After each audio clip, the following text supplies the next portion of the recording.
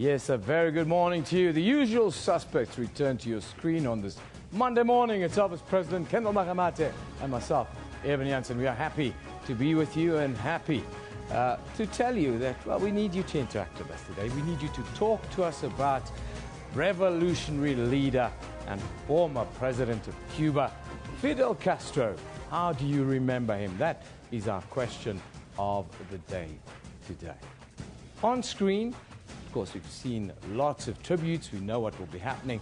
But how do you remember Fidel Castro? Also, Elvis, our key discussions in the first hour of the show will be around, well, the recent changes with regards to medicinal marijuana. We'll also ask the tough question on the poll. Medicinal use of marijuana, and that's the question we pose to you, South Africans. They would like you to see this. Should South Africa legalize marijuana for recreational use? Well, so far, 167 people are up and running, and they are saying, 68% are saying, yes, it should be legalized. 32% are saying no. But there's some comments as well, Evan. Yeah, they're comments, and it's something that people are passionate about and everyone has an opinion on. If I can just pull myself towards myself, let's have a look at some of your comments with regards to that. Here we go. Justin France says, Newsroom, Dagga Couple. Now, the Dagga Couple, we'll have them a little bit later with us in the show. Yeah, we've got the Central Drug Authority with us today as well. Yes, because alcohol is more poisonous to your body, and you can buy that at a local store, Elvis. Well, there you have it. This one from Tabile, it's an outright no with a baby crying in the background on the picture there, as you can see. He says no. No. Baby Wait says, Newsroom, yes, and I don't care. I don't know what he's actually trying to say there. This one says, unfortunately, no. That was from Siwapi, where no. Well, there you have some people very passionate about this Dagga debate, some call it. Well, there you have it, and that's what we're going to have for you a little bit later in the program, for you to interact with us on that question on the poll, as well as on El Comandante, legendary Fidel Castro. He died over the weekend. We'd like to know from you, how do you remember him? How do you remember Fidel? Well, a man of principle in the end, and a Marxist-Leninist. However, that's my little bit. And all we can say is, adios, amigo. Adios, amigo. Anyhow, we've got to get on the horse this Monday morning. Monday morning, bright-eyed and bushy-tailed, as it were. Let's go to Elvis for our first news update.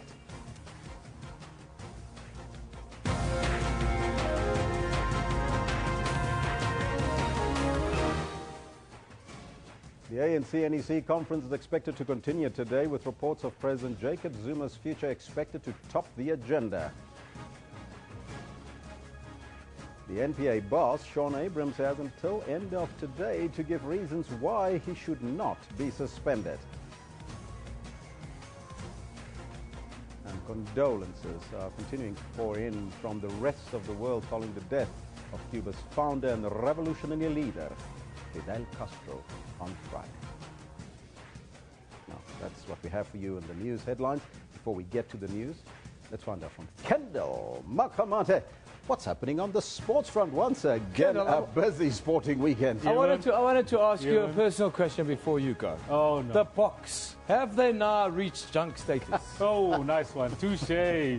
Moody's and Fitch and S&P need to have a look at them, isn't it? But we had what a menu we had on the weekend, including the Boks doing what they did and getting everyone to ask us if they've reached junk status or not. You know, I'm not going to answer that one. Good morning to you. This is what we have for you in the sports today. Wade van Niekerk. Wade van Niekerk. Well, the sports star of the year for 2016 is Wade van Niekerk. The Wade van Niekerk juggernaut rolls into Mangaung at the SA Sports Awards as the man who lit up the Rio Olympic Games pulls off a clean sweep in every single category he was nominated in.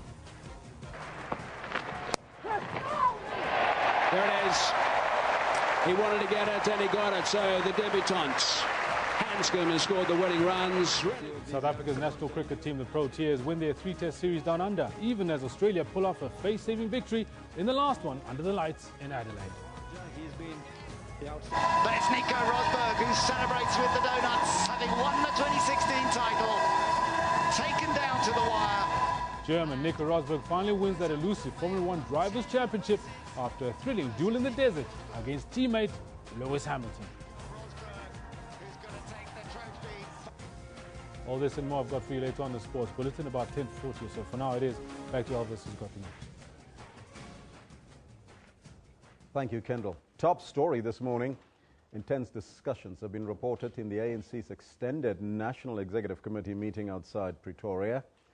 Now, there is speculation that the future of President Jacob Zuma has been discussed, although the party has not confirmed the agenda of the meeting. A motion of no confidence in Zuma as party leader is reported to have been tabled. Reports also suggest that some NEC members wanted a secret ballot on the motion.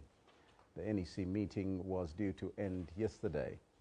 Earlier in the week, the governing party's leadership met twice with party veterans, some of whom had made individual calls for the president to step down. Agreeing on going to an all-inclusive veterans conference, an all-inclusive MKMVA conference, and ultimately go to the policy conference and give 2 days of the policy conference to what they propose as the consultative conference, but look into the health of the organization broadly, then proceed to policy issues. Now, today is the deadline for NPA boss Shaun Abrahams to give reasons why he should not be suspended. President Jacob Zuma wrote to Abrahams, the Director of Public Prosecutions, Sibongile Mzinyati, and the Acting Special Director of Public Prosecutions, Story Pretorius, earlier this month, requesting them to give reasons why they should not be suspended pending an inquiry. The Helen Suzman Foundation and Freedom Under Law were concerned with the prosecution of the Finance Minister, Pravin Gordhan, and 2 other SARS officials, Servant Pillay and Opa Magashula, for fraud. The charges were subsequently withdrawn. The deadline for Abrahams and his 2 NPA officials comes 4 days after a full bench of the High Court in Pretoria struck the urgent application by the Helen Suzman Foundation and the Freedom Under Law off the roll. The court said the matter was brought to court prematurely. Meanwhile, IPID investigators investigating the acting police commissioner, Khomotso Pahlani, are now also under investigation. Pahlani says that he wants to ascertain how the private investigator, Paul O'Sullivan, accompanied by IPID officers, gained access to his house. The police watchdog is probing how Pahlani can afford his private estate home, which O'Sullivan alleged is worth 8 million rand, while IPID is also investigating a case of defeating the ends of justice. Not about to be shaken, we are not about to be defocused as the South African Police Service. We will continue to do our work, but it is unbecoming conduct of this nature that cannot be taken lightly. Talking tough, the acting police commissioner says the investigation into the cost of his house is part of a campaign to tarnish his reputation. He says he has a 3 million rand bond on the house. Paul O'Sullivan, in a docket lodged with IPID, accuses Pahlani of money laundering and corruption.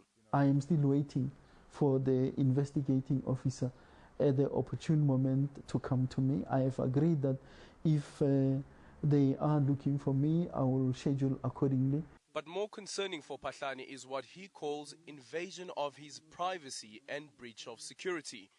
He was informed by security at his estate that IPID investigators were traveling with O'Sullivan when inspecting the house. Pahlani alleges that this car photographed at the gate belongs to O'Sullivan, which is evidence that the private investigator was at his home. In an SMS sent to IPID head Robert McBride, Pahlani details his concern on what he deems an unethical investigation. I submitted those to the executive director of IPID. And now he's taking the bull by the horn and launching a separate investigation. Unfortunately, it will sound as if one is not respecting the process which is underway, but you can't stomach the kind of abuse that is being directed at me, and the insult, the assault on my integrity can never be tolerated. McBride has been unavailable for comment, while O'Sullivan says he will respond to the allegations. All this is happening as President Jacob Zuma studies the Class and Commission report on whether suspended Police Commissioner Ria Piecha is fit to hold office. Aldrin Simpier, SABC News, Johannesburg.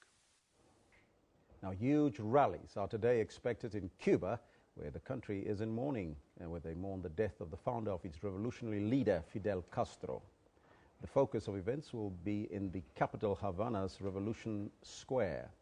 Meanwhile, in Cape Town, South Africa, people have been reflecting on the legacy of Castro. One of the mother city's most popular spots is an establishment called Cape to Cuba, one that embraces the Cuban way of life. Right now, it is considered a fitting place to remember the late Cuban leader who died on Saturday. Obviously, we feel sorry for a great man because we believe he was a great man. He brought incredible health care and schooling into Cuba. But it was his time. He was 90 years old.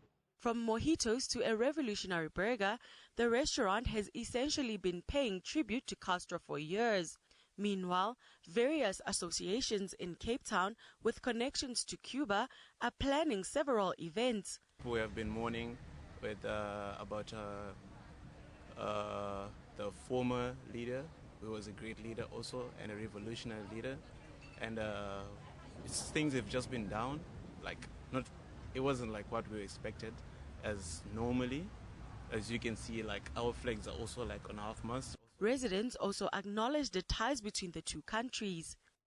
The South African and Cuban people relate a lot because they both had struggles with their people and with their government, and there's always someone to stand to help them, someone to stand up for their people and speak for them and do something that needs to be done that no one else is willing to do. Some say it is the close bond that Fidel Castro had with Nelson Mandela that draws so many Capetonians to his legacy.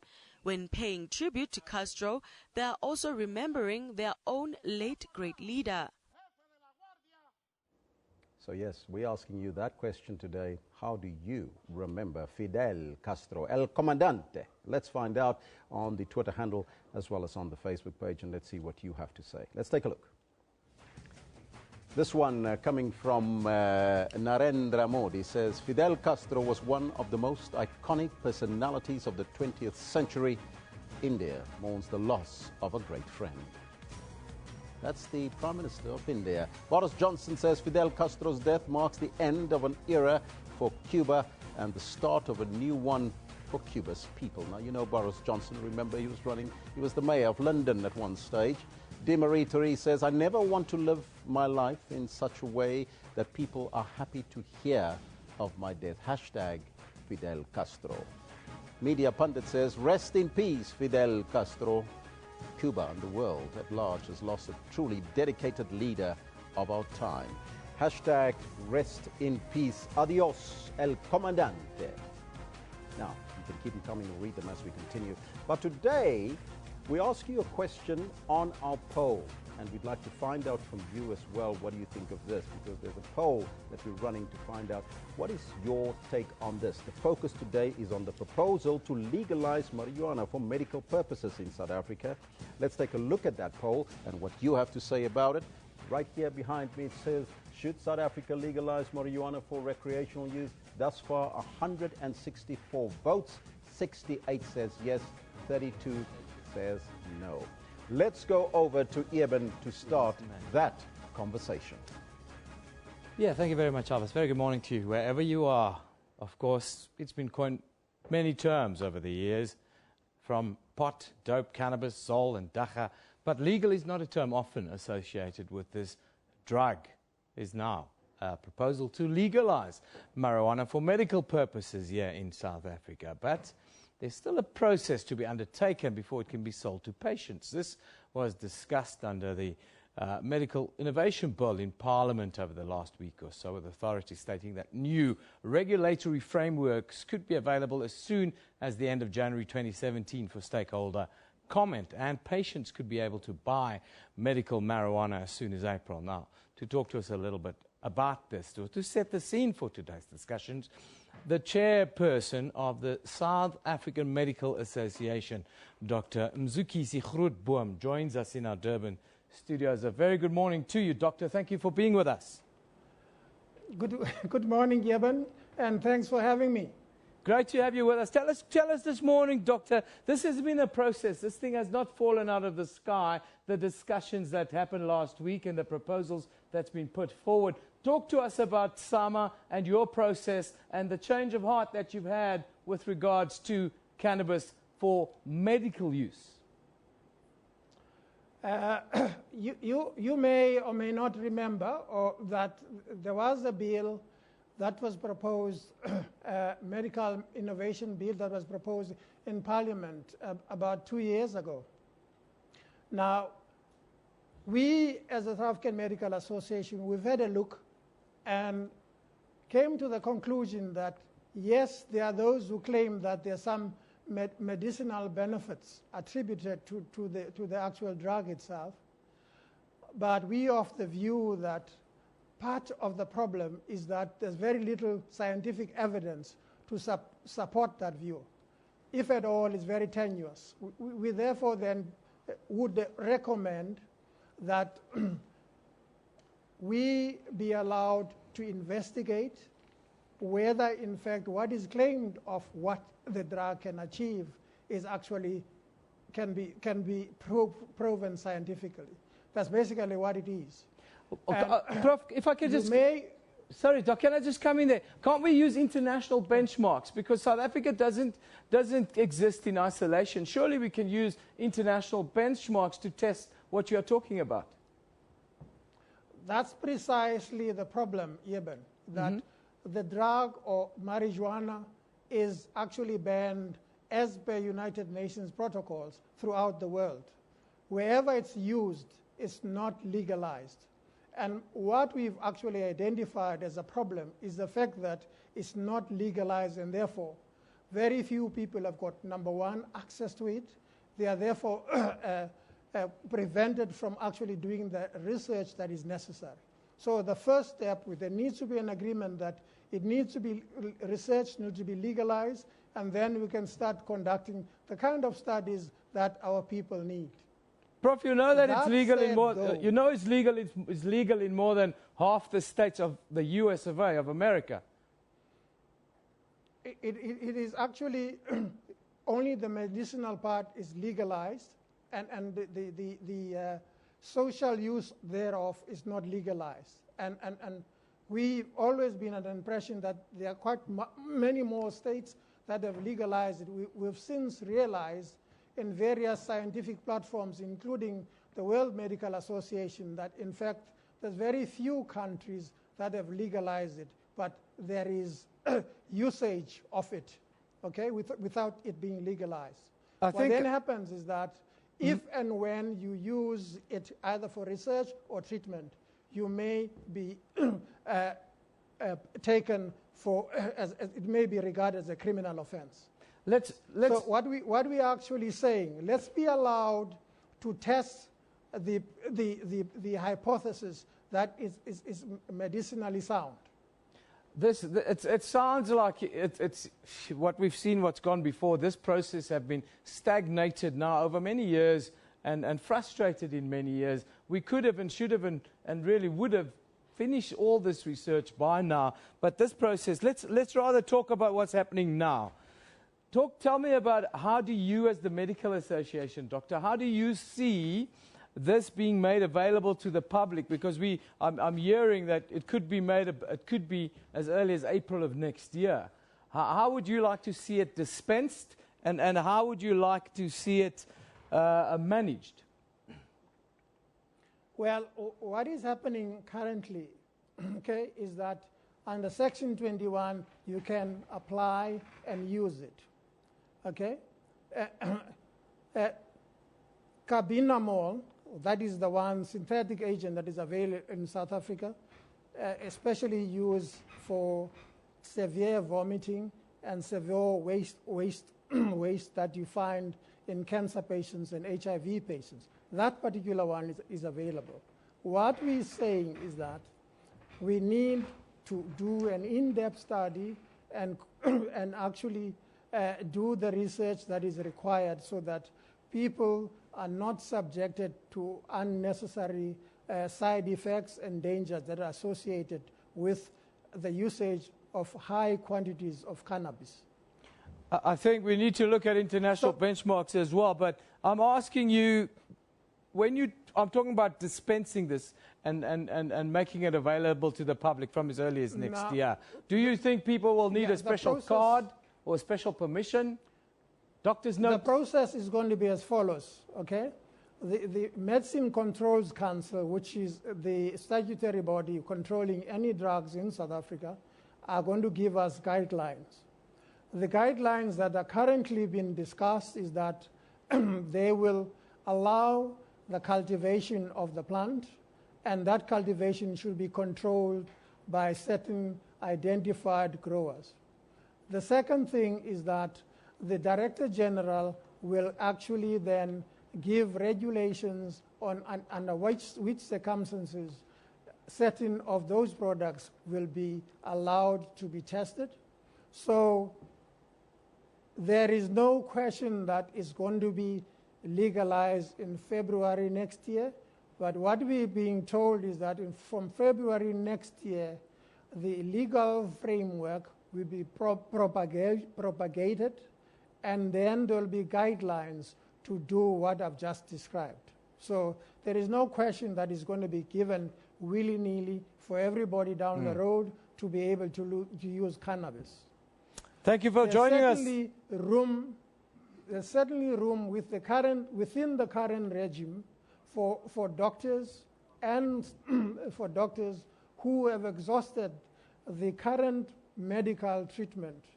And in other words, where they have found that the current scientific methods are not successful to apply for the MCC under specific conditions for them to be allowed to use what is available. Dr. Grootboom, thank you for joining us today and speaking quite frankly about cannabis here on the show today. That's Dr. Mzikizi Grootboom joining us from KwaZulu-Natal this morning. He represents the South African Medical Association, of course, here in South Africa. Moves are afoot for us to, well, legalize marijuana for medicinal use. We're asking you, we're going one further, as we always do on the Newsroom show. Should we just legalize marijuana full stop for recreational use as well? Almost 200 votes are up, 197 votes to be exact. Keep it coming. 71% say yes. Almost 3/4 of you that represent South Africa right now are saying yes, legalize this thing, man. Now, our picture of the day comes from, is it a comment of the day? Oh, we've got a couple of comments on the legalization of marijuana. Let's just go finish up with that. D-Plot the rapper says, Newsroom, yes, it should be legal due to the higher rates of cancer in the country. That's a point of view. Growing Cannabis says, yes, 0 deaths on cannabis use. If legalized, it will heal South Africa, boost the economy, create jobs for millions of Africans, says the Growing Cannabis Twitter platform. Justin France, he says, Newsroom, Dagga Couple, yes, because alcohol is more poisonous to your body and you can buy that at a local store. Then, Tawile. Tawile is straight up, no nonsense on a Monday. No. No. Now, moving on. Our picture of the day. Let's take a look at our picture of the day because what a beautiful picture. Ah, wonderful to remember the great man today. It says, Castro survived 638 assassination attempts, but even he could not survive 2016. Yeah, it's been a tough year. It's been a tough year. He also said that, well, he will only die once America is destroyed. Now, Donald Trump has been voted into power, and you can make your own mind up as to what that means. Now, our comment of the day, this one from Dr. Nadim Ihsan, and he makes a very nice point. He says, a revolution is a struggle to the death between the future and the past. And that's where we are, in the middle, in the present. And let's try and stay present today. Talking about Fidel Castro, of course, hordes of people are expected to be mourning the Cuban president today in the streets of Havana. Now, let's take a look at our diary in South Africa. What's in the courts this morning? We'll start in Polokwane, where a 35-year-old man is expected to apply for bail for the alleged murder of his 40-year-old girlfriend at the Palabora Magistrates Court. Constance Maluleke disappeared from her home in Namakhale Township 2 weeks ago. Her bruised body was found in the bush only 3 days later. Maluleka's boyfriend, Matome Malachi, was arrested and charged with her murder. Then, down in Cape Town, students from the University of the Western Cape, they're expected to appear in the Bellville Magistrates Court. No less than 24 of them are facing charges of public violence, and one is charged with possession of an explosive device. My word, this was after a petrol bomb was allegedly found in his possession. At the bail hearing last month, the students were warned not to set foot on the UWC campus until the finalization of the case, except for the exams. We'll see how that story developed, and we'll try and get an update for you at some point today. Now, after the break, we're going to speak to Peter Yuko. Actually, Elvis is here. He's sitting by with Peter Yuko from the Central Drug Authority, and they're going to escalate the discussion around, well, medicinal use, recreational use, and your views. I look forward to this talk.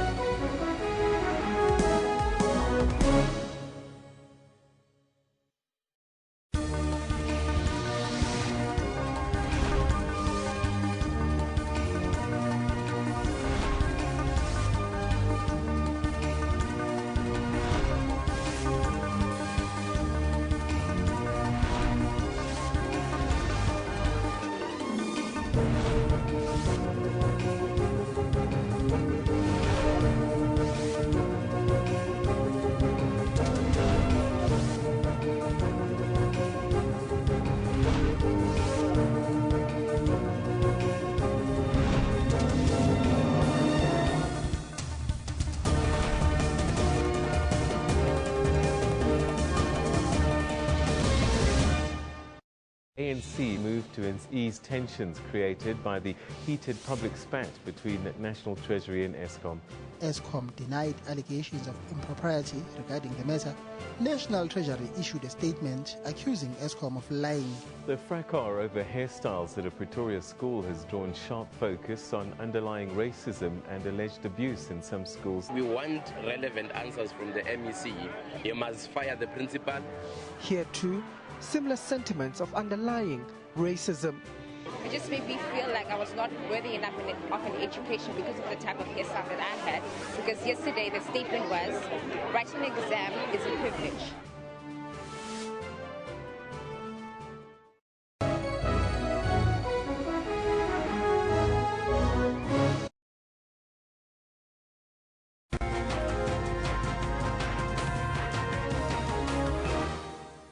Yes, of course, that is the big question today.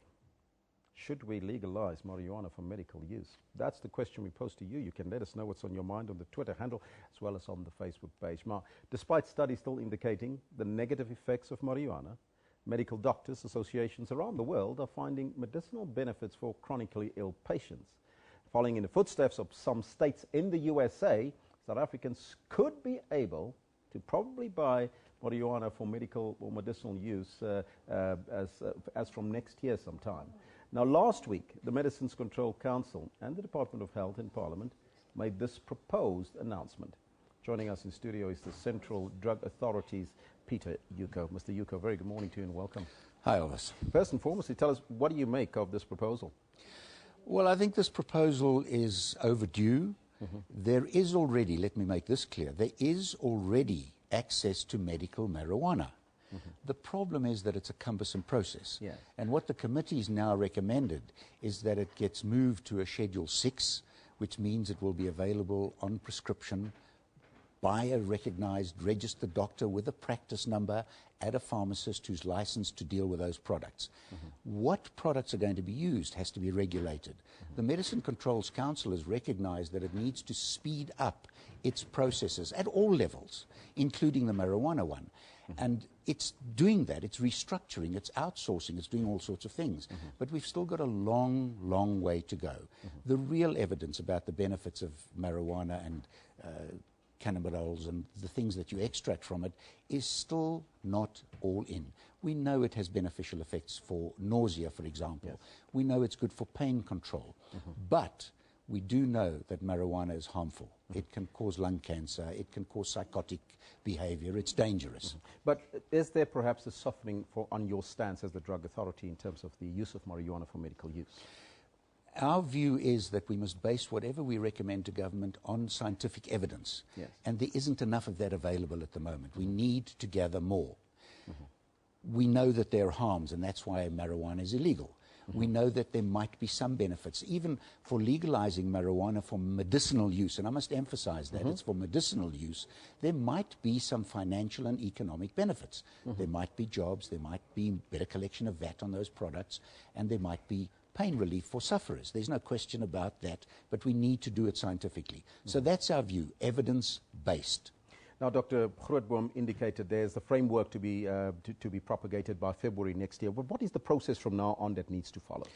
Well, they need to gather a lot of scientific evidence. They need to classify certain extracts of the Dagga plant and categorize which medical conditions a particular extract might work for, because they can't all work for everything. So they'll have to scientifically research them and then categorize it and classify it and start to license people to manufacture it, if that's what they will ultimately do. This is a separate process from the Medical Innovations Bill that was introduced by Mario Ambrosini. Mario Ambrosini actually started this entire debate in Parliament. So where do you think this is going to go? Do you think ultimately that it'll get to a point where this is completely legalized, where people can actually get it over the counter? I doubt that it's going to get there soon in South Africa. For medical use, I think the process will be speeded up and it will be categorized and it will become more readily available, but not home-brewed and homemade extracts. We need to have laboratory-controlled extracts so you know what the dosages are, you know what the uses are, you know what the risks are.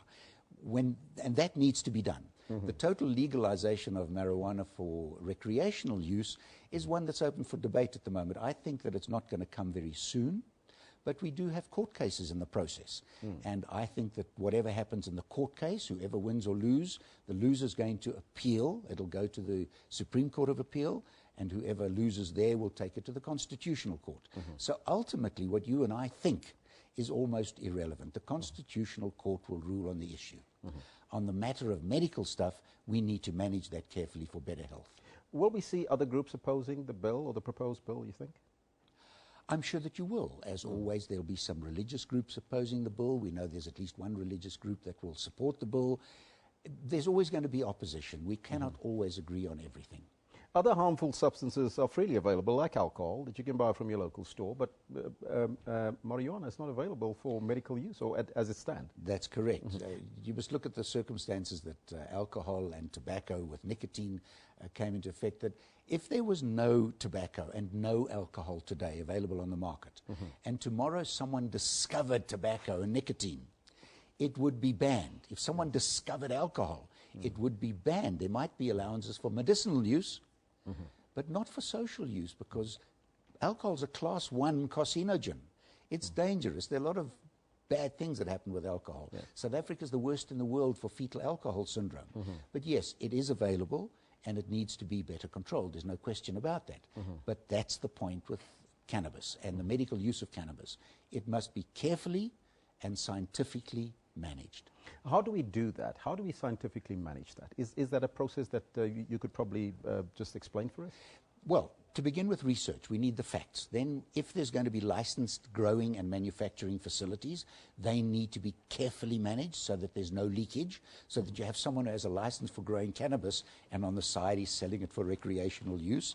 And then there'll be development of different strains of cannabis, as we do for maize and tomatoes and beans. There's always, and flowers, for example. Yes. There are always development of better strains. Now, if there's medical use, and this has already been done, by the way, in Israel. Lots and lots of research on the medical use of cannabis and good progress. And once the scientific evidence is completely in, we can go the way of careful, laboratory-controlled manufacture. And that you know that someone takes an extract for nausea, it's safe, or as safe as it can be under medical registration. Are there any drawbacks from using cannabis? Yes, from smoking cannabis, certainly. There is, you can get lung cancer. We know that psychotic behavior is at greater prevalence in those who smoke marijuana compared with those who don't.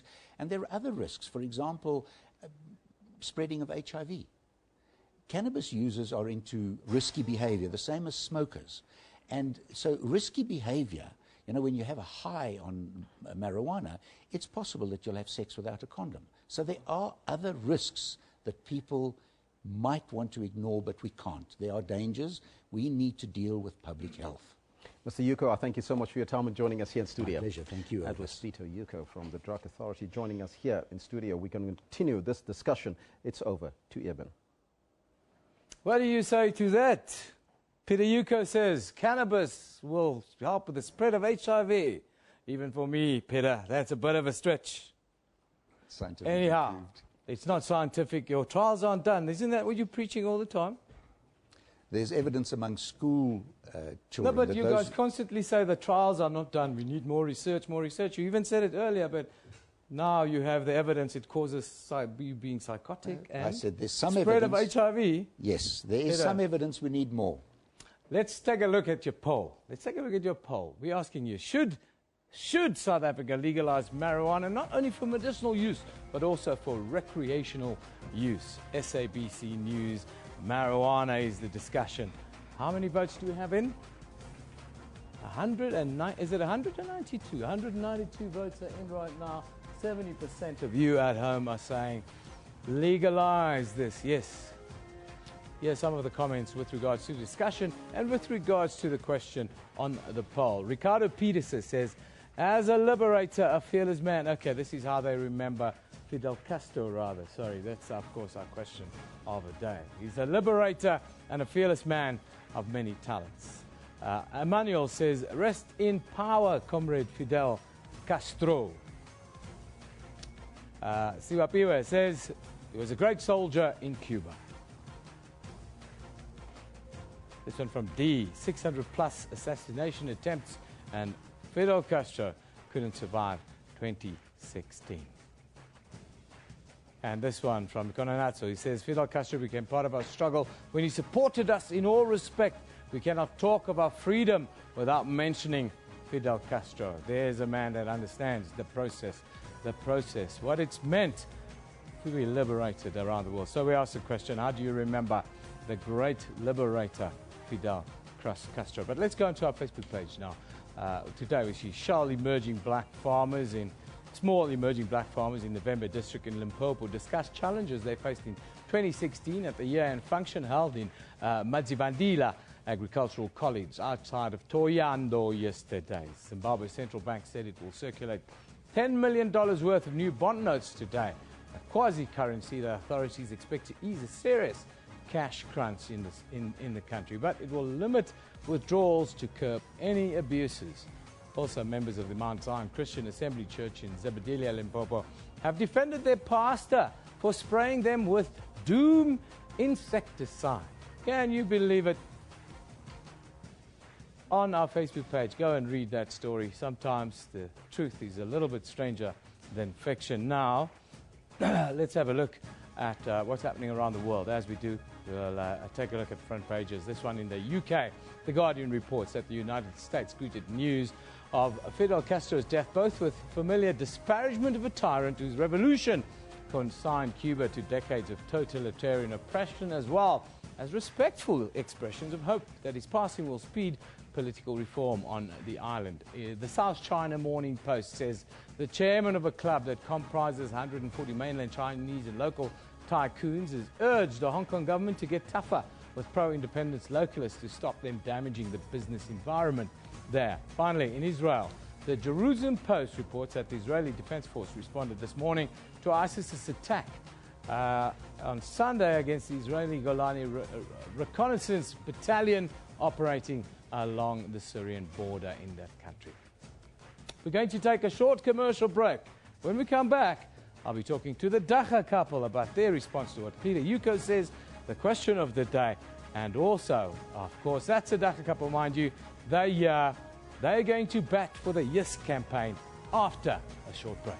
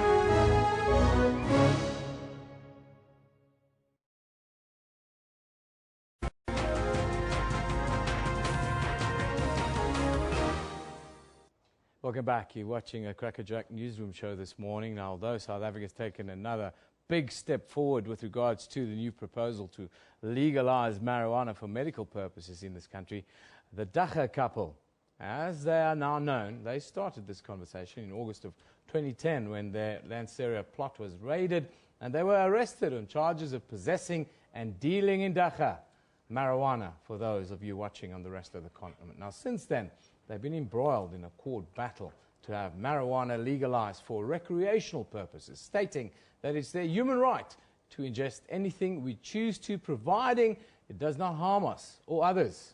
Now, Myrtle Clark and Jules Stobbs, the Dagga Couple, they're with me in studio. Very good morning to you guys. Good morning. Morning. I had a big script that I worked out and written and the like today, but then Peter Yuko came in, and Peter says that Dagga causes psychosis and spreads HIV. Can you just respond to that? Myrtle, let's start with you. Just your response to that. I think the CDA is starting to cause some people to go a little bit psychotic in South Africa, much more than cannabis is. And here, with one breath, they're saying that cannabis can help with the wasting diseases that are associated with HIV, and then it causes it. It just shows you the judgment that is placed on our heads as cannabis users in South Africa, responsible adult cannabis users. That is a huge moral judgment that he's just swept all over the airways, that we, Julian and I, partake in risky behavior because we spoke. He must be referring to us because we're cannabis users just like the other 20-odd million people in South Africa. Spreading HIV. And he's on walking out, he told me the science says that. Yeah, no, he's got a different science to the rest of us. We partially agree with this psychosis thing. You know, there's some people out there even that just shouldn't be using this plant. They might go a bit dilly, as it were. They might have done it after 6 quarts, and then all hell breaks loose. So yes, it is not for everybody, and the reason that we are fighting this fight is to put controls in place for this plant, because this plant doesn't come risk-free. We understand that. So we'd like to see controls and protocols in place to help people that do have problems ingesting the plant. The research, Myrtle, it never seems to be done, though, here in South Africa. Every single time for the last 3 years that I've done an interview on this issue, there's still 10 years of research that needs to be done. It never seems to get done. No, it's a never-ending story, and I would agree that there will always be more research to be done on the most researched plant on the planet, but maybe I can share the expertise of one of our expert witnesses for the trial of the plant with Mr. Uko. Dr. Donald Abrahams has a CV that is 37 pages long. I doubt whether anybody in the CDA has a CV that long. Plus he has 168 peer-reviewed studies which have been published in scientific journals. Now, are those not good enough for the CDA? No, even the South African Medical Association weren't even aware of these things a little bit earlier. When I asked Dr. Grootboom about this, he still believes that it's illegal everywhere in the world. One thing that actually interests me is how somebody could say that it's medicine for the terminally ill, but it's a danger to somebody like me who's not ill. How comes it's medicine for the sick, but it's a danger to people who are not sick? I never get my head around that particular argument. I would suggest that there's no such thing as recreational cannabis use. Yeah. If I'm not sick, therefore it's not medicine, just doesn't ring true with me. I believe that my use of the cannabis plant is an essential preventative medicine for my life. Yeah, it's a paradox that's very difficult to get your head around. Myrtle, the time frame, April 2017. Talk to us about last week's developments. We're, of course, talking about medicinal use. And then the time frame's been put on it April next year, which for me is very, very short. How are we going to do the supply chain management if this had to be the case? Yes, one wonders. It seems like they're still waiting for the protocols to come through, you know. But if they were to put a seed in the ground now, it would be about 6 months, 5 to 6 months before that plant is ripe for harvesting. We would need another month for that plant to be cured. And then depending upon, obviously we're not going to be able to use the whole plant. Oh, no, you can't have the whole plant. So they're going to extract it. And they're going to put it in a pill form or extract form. And that will possibly take another month or two to come up with that extract. So no, it's not going to be available to South Africans. Those few South Africans that it's going to be available to, don't hold your breath. It won't be before the end of next year. Or they're already growing it and they have it in place and they've been doing it under our noses for so long we didn't even know. So if they're going to roll this thing out in February next year, maybe they got shelves full of it. And my question at this point is, where were the tenders and who grew it? How did it grow underground? That's a fair question. I think it is a fair question. That's a fair question, but you're before the courts as we speak, Jules.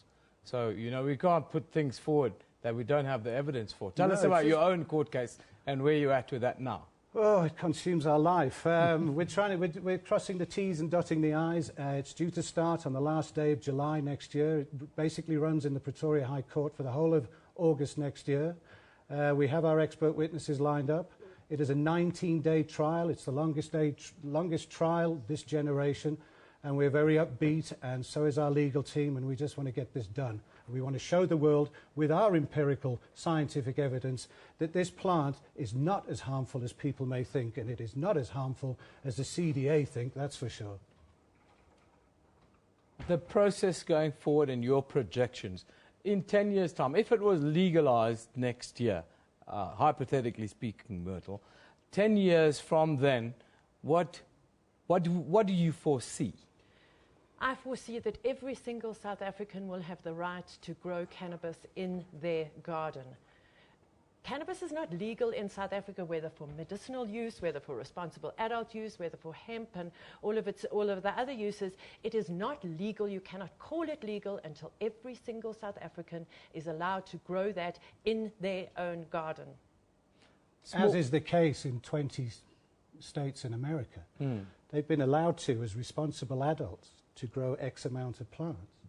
So here, everybody keeps thinking this is a different part of the planet with different humans with different thoughts and aspirations. Yeah. This is the interesting thing, is that it's the most studied plant. There are peer reviews and international benchmarks that we can look at, but in South Africa, it always seems as if the authorities, in this case the CDA, we saw the South African Medical Association, the story remains the same with them, is that no, in South Africa we need to do our own separate studies. Why do you think that is? Because they need a job. They would like to have the grant to go back to the university to have 5 years gainful employment. They can put their white coat on and pontificate about cannabinoids till the end of time. The CDA, remember, this year came up with a decriminalisation plan. That's 7-8 months ago. We've heard nothing since. And since the last time I was in a studio with Peter Uko, there have probably been tens of thousands of arrests for low-level cannabis users. Nothing seems to happen at the CDA. They just talk and talk and talk. Final words belong to you today, Myrtle. I know it's difficult being with this gentleman to get a word in edgeways sometimes. Thank you, Eben. Our final words are, go out to those people who spent this weekend in a jail cell. And we know that there are hundreds and hundreds of you. There might have only been a few dozen who've contacted us over this last weekend. Those of you who had the police storming into your house at midnight this weekend, we're there for you. We will continue fighting for you right until the bitter end. And I'll say it again, Eben, that Dagga is not legal in South Africa until every single citizen can grow it in their own garden. Thank you very much for joining us today. That's been the question today. Of course, we've had developments here in South Africa. Medicinal use is now in the process of being legalized. We then ask you a question on our poll. I just want to show you guys before you leave what the people are saying. It's, should South Africa legalize marijuana for recreational use? We've got 227 votes on the show thus far. 72% of you say yes, it should be legalized. South Africa should legalize marijuana, period. 3/4. That's about 170 odd votes, 170 votes out of 227 that believe marijuana should be legalized here in South Africa. Yeah, it's been a lively start to the Newsroom show on this Monday morning. Trust you've enjoyed it. Let's take a couple of comments before we move on. A couple of comments and of course. Some pictures as well. This is gone from Kennedy Mukhudu, who says, Newsroom, those against legalizing marijuana must go read Genesis 1 verse 29. I'm interested in seeing what that is. Lukolo Papu says, let's count death tolls from alcohol and cigarettes compared to marijuana, please. Legalize recreational. My body, not yours, says Lukolo. And he comes back, he says, the Constitutional Court is filled with biased conservative individuals. The marijuana topic won't survive. Our courts are free and fair. Annual deaths, tobacco, 435,000. Poor diet exercise, 365. Alcohol, 85. Prescription drugs, 32. Motor vehicles, 26. Homicide, more than 20,000. Aspirin, nearly 8,000. Peanuts, 100. Peanuts, 100. And marijuana, 0. So marijuana is safer than peanuts. That's a little bit of a funny take there from one of us here on the Newsroom show. Wade van Niekerk. Wade van Niekerk. Well, the sports star of the year for 2016 is Wade van Niekerk.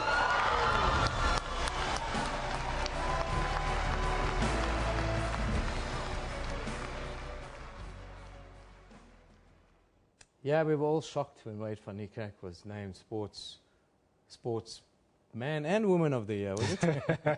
Sports star. No, he won all the awards, is what I mean to say. Apologies to the families of Wade van Niekerk. Yeah, no, he was absolutely amazing. He's I mean, it turned into the Wade van Niekerk show last night out in Bloemfontein. Now, he went and collected 5 individual awards. Sports Star of the Year, People's Choice, Sportsman of the Year, the Jove International Achievement Award. He was there and everybody was just celebrating. You even had a heckler in the audience going on about every time they say, and the winner is, they'd be showing Wade van Niekerk even before they announced it. And he's done exceptionally well. To be recognized at this level with the South African broadcast and sports fraternities out there to celebrate the best of the best, and everybody's saying, you know, you nominate Wade, he's going to win it. I think he's going to win the World Sports Star of the Year later this year. And none more deserving than this really humble young man. But I want to talk about, of course, the thing that's not happening at the moment. There's Mark Alexander. Yep. Mark should be fixing the Springboks but Mark's on the podium talking at awards ceremony. The Springboks, are they not going to get junk status now? They might well. Considering the fact, you know what, I had to think about it. You mentioned it in our opening of the show this morning, and I think you couldn't put it better. That they're actually approaching and are probably in junk status already. We already know that we've got a couple of indabas that are on the go. One already scheduled for the 12th of December, I think it is, where they're going to speak about where to from now. They're going to have a conditioning indaba as well, which is one of the challenges that the Springboks have faced of late. And I'll tell you what, with all of that said, I do believe that the Springboks are in the doldrums and something needs to be done to shake them up. They've been in a tough way for the last couple of months. Alexander did say that since the outgoing tour in 2014, which actually makes a lot of sense that the Springboks have actually been showing a little bit of rust and the wheels not really working together. And it seems as if it's all coming home to roost now, and we need to fix it. So it looks like they're going to ban all international players then. Or if you're playing internationally, that's what's probably going to happen next, is it? Yeah, I think they're going to look very closely at it and maybe even limit it like they have done so in the past, you know, and see what kind of conditions they come back in. I think that's what's going to be happening. Kendall, thank you very much for coming in. Kendall will be back with us at about 10:40 to give us a complete update. Don't forget, it's been a very busy sporting weekend. A lot has been going on all around the world. There's a lot to reflect on. Kendall will do so at 10:40. We're going to take a little break now. When we come back at the top of the hour with more news. So back away.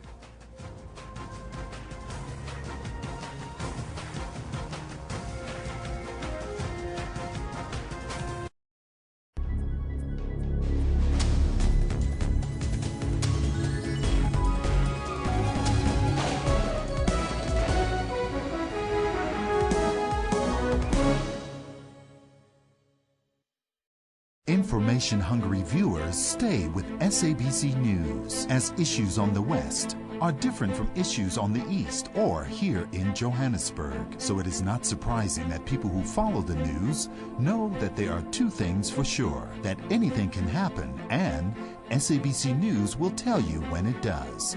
Because we keep the nation fully informed. We are SABC News.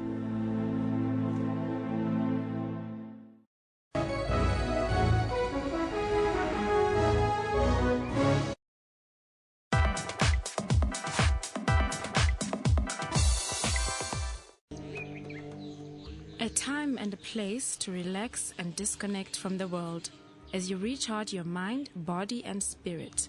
The Fordoon Spa in KwaZulu-Natal offers that and more.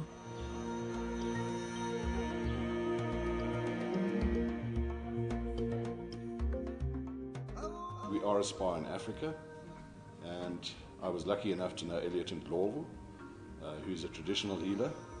He's both in Inyanga and a spiritual healer. Elliot came to me and he said, you know, John, if you're going to be doing anything, he said, think about me as well. So I did. And Elliot gave us a lot of advice about traditional plants. And we looked at these plants and we saw which of the plants grow well here and which of them could be used in products that we make. So all of our own amenities in the hotel are made from the plants that we grow here. We do a sort of fair range of treatments, all your normal massage, manis, pedis, all your usual ones. But we also incorporate a few other ones that are more traditional, because we do incorporate Elliot Ndlovu, who's our traditional healer, into the spa treatments. So we kind of put our own little twist on a few things. For instance, our massages, instead of using your traditional sweet almond or grapeseed, we use either our Artemisia or our wild Dagga oil. There's a couple of clients that are a little bit wary, but most of them come around and think it's an enjoyable treatment. And most of them love our wraps and teas and little other extras that we do. When I studied, when I was trained by my ancestors underwater, that's where all my ancestors told me that's what I must do. That in my future, after becoming a traditional healer, I must grow herbs, I must teach people, I must live ukuthi ngitshala amayeza esintu ngiwasebenzise ngesintshonalanga, like propagation, ngiwadayise and ngikama product amatiya nama cosmetic product.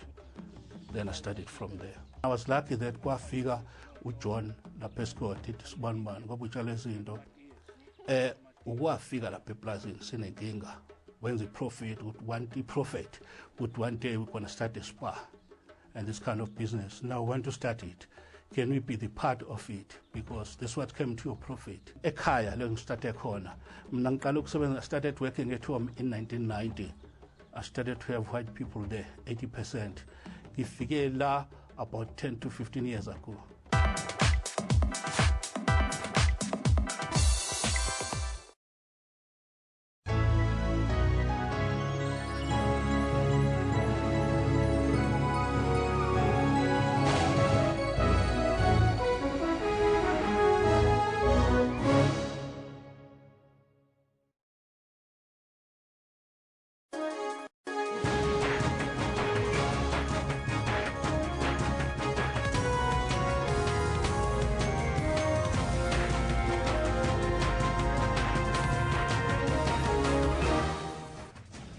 Welcome back, everybody. It's here with the Newsroom show. Yeah, we're coming to you live from Johannesburg in South Africa. There you have 29 degrees here in the city of gold.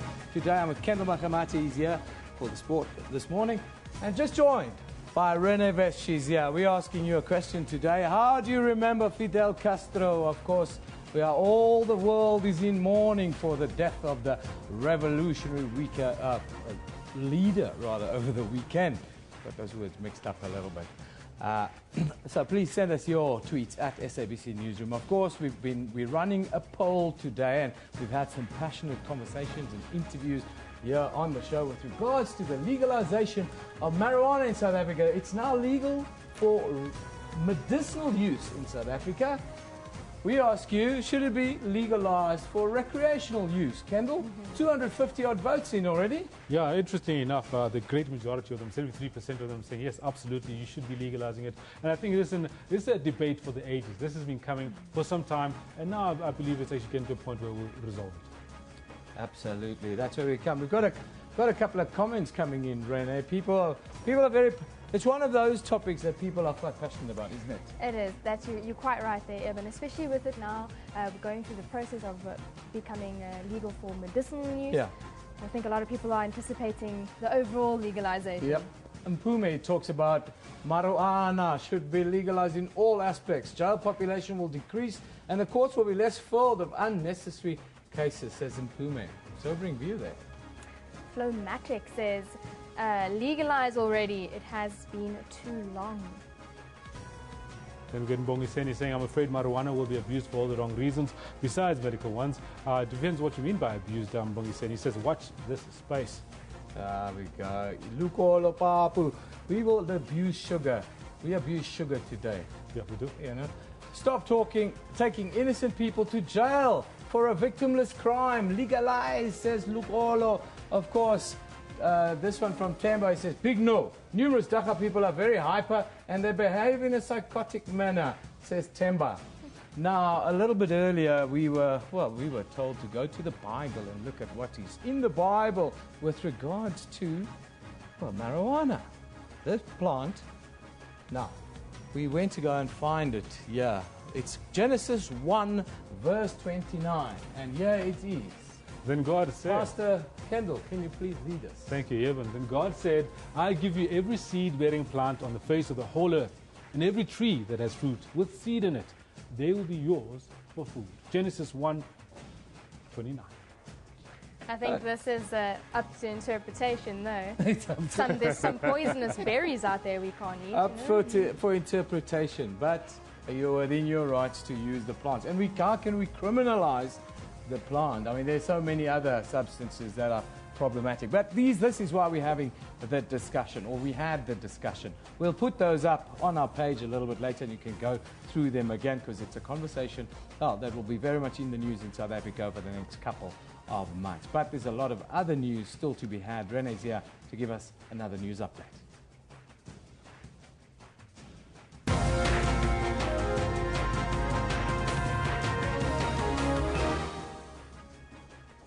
The ANC-NEC conference is expected to continue today, with reports of President Jacob Zuma's future expected to top the agenda. NPA boss Sean Abrahams has until end of today to give reasons why he should not be suspended. And condolences continue to pour in from the rest of the world following the death of Cuba's founder and revolutionary leader Fidel Castro on Friday. Before we get to that news, let's find out from Kendall what's happening in the sports. Oh, thank you very much, Renee. You know what, with all the political strife and economic turmoil that we're going under, it's actually a good thing that we have people like this man to actually make us proud of being South African. Wait for Niekerk. He's done some unbelievable stuff, and he's been celebrated as such. Good morning to you. This is what we have in the sports today. Wait for Niekerk. Wait for Niekerk. Well, the sports star of the year for 2016 is... Wait for Niekerk. The Wait for Niekerk juggernaut rolls into Mangaung at the SA Sports Awards as a man who lit up the Rio Olympic Games, pulls off a clean sweep in every single category he was nominated in. There it is. He wanted to get it and he got it. So the debutants, Hanscom, has scored the winning runs. South Africa's national cricket team, the Proteas, win their 3-test series down under, even as Australia pull off a face-saving victory in the last one under the lights in Adelaide.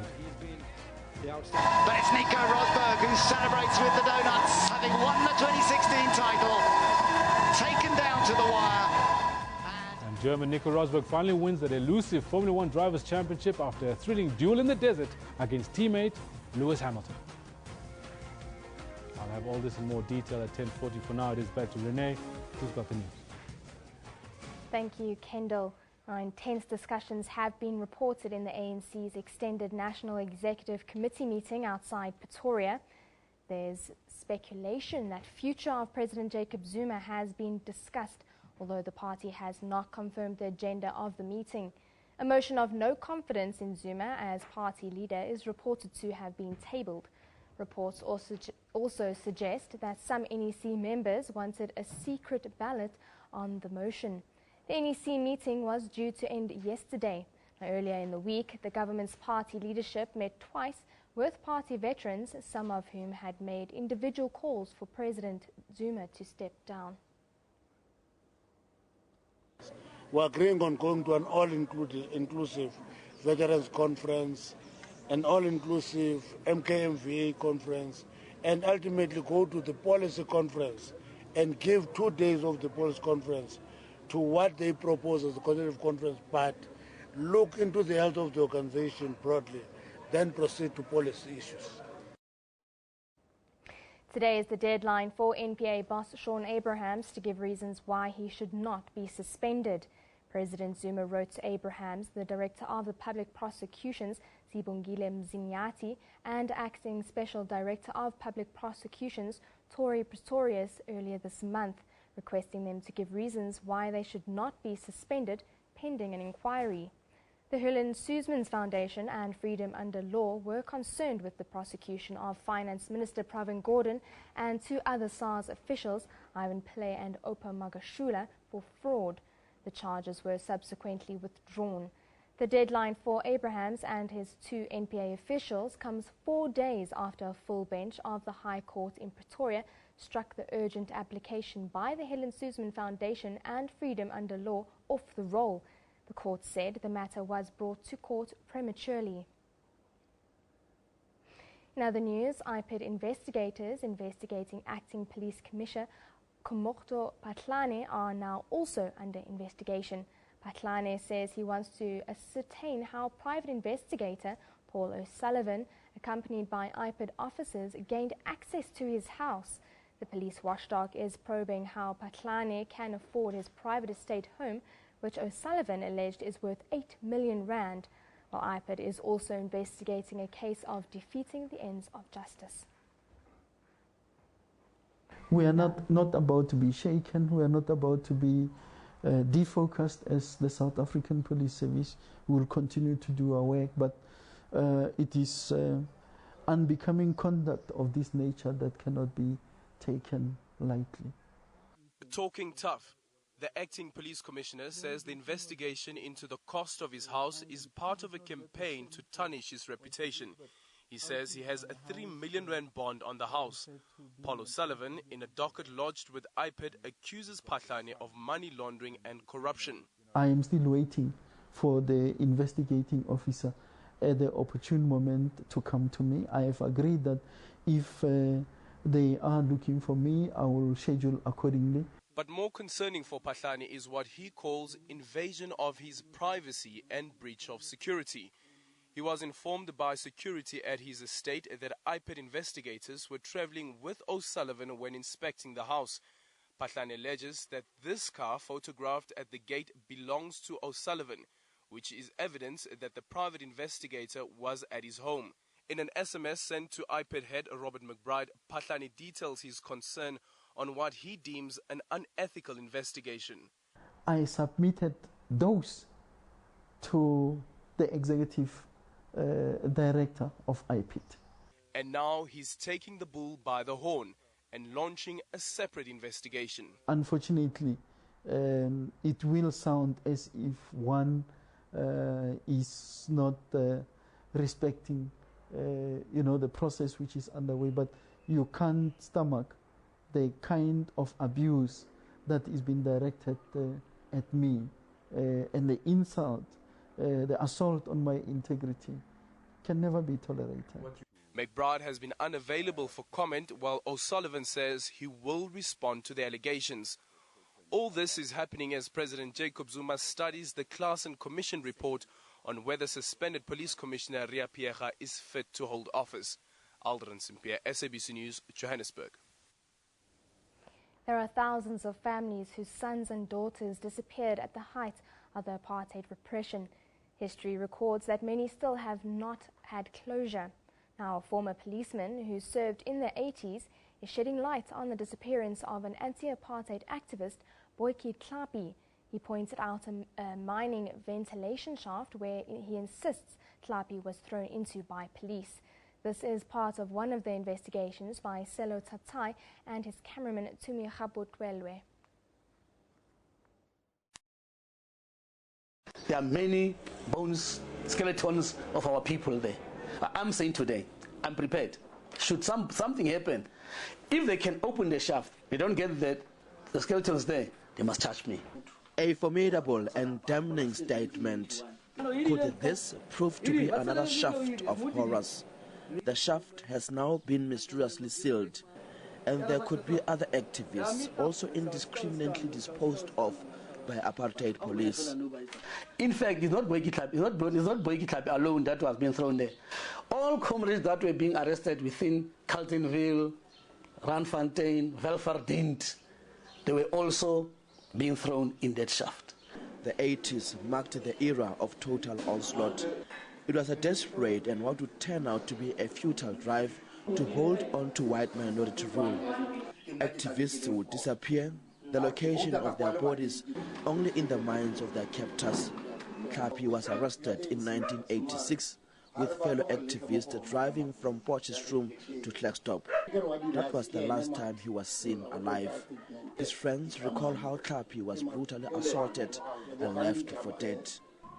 Ha ke bona boyi ke nako ke simola ke tshoga lena ke ipotsa gore sho mo a tswang teng mo le nna ke tlo go nna ya ka ene ya so na go nna ke tsena mo officing ke nako ke le go tshoki go tsweng ga ka nako ba nkensa ke nako ge boyi ke bona ba tshetse metsi a ka tlhola le teng mona le teng mo. Veteran journalist Dan Dlamini first reported on Tlhapi's story. In the late 80s, he reported on a gruesome discovery of two bodies dumped in a disused mine ventilation shaft. It led to the arrest of two police officers. He says this was a popular modus operandi in the 80s. The story I wrote about the nephew of Tsepo Tsula, whose body was found in a mine shaft, gives credence to the allegation by one former policeman called George Mbatu, who worked in Stilfontein, who had actually claimed that Boykie's body could have been dumped in a mine shaft. And 30 years on, the Tlhapi family is still haunted by the manner of his death. 30 years as a bonale. Resna gore eng. Ela re ka kra marapo a gagwe. Re ka itumela. The NPA's missing person task team says it is following all leads in locating Tlhapi's remains.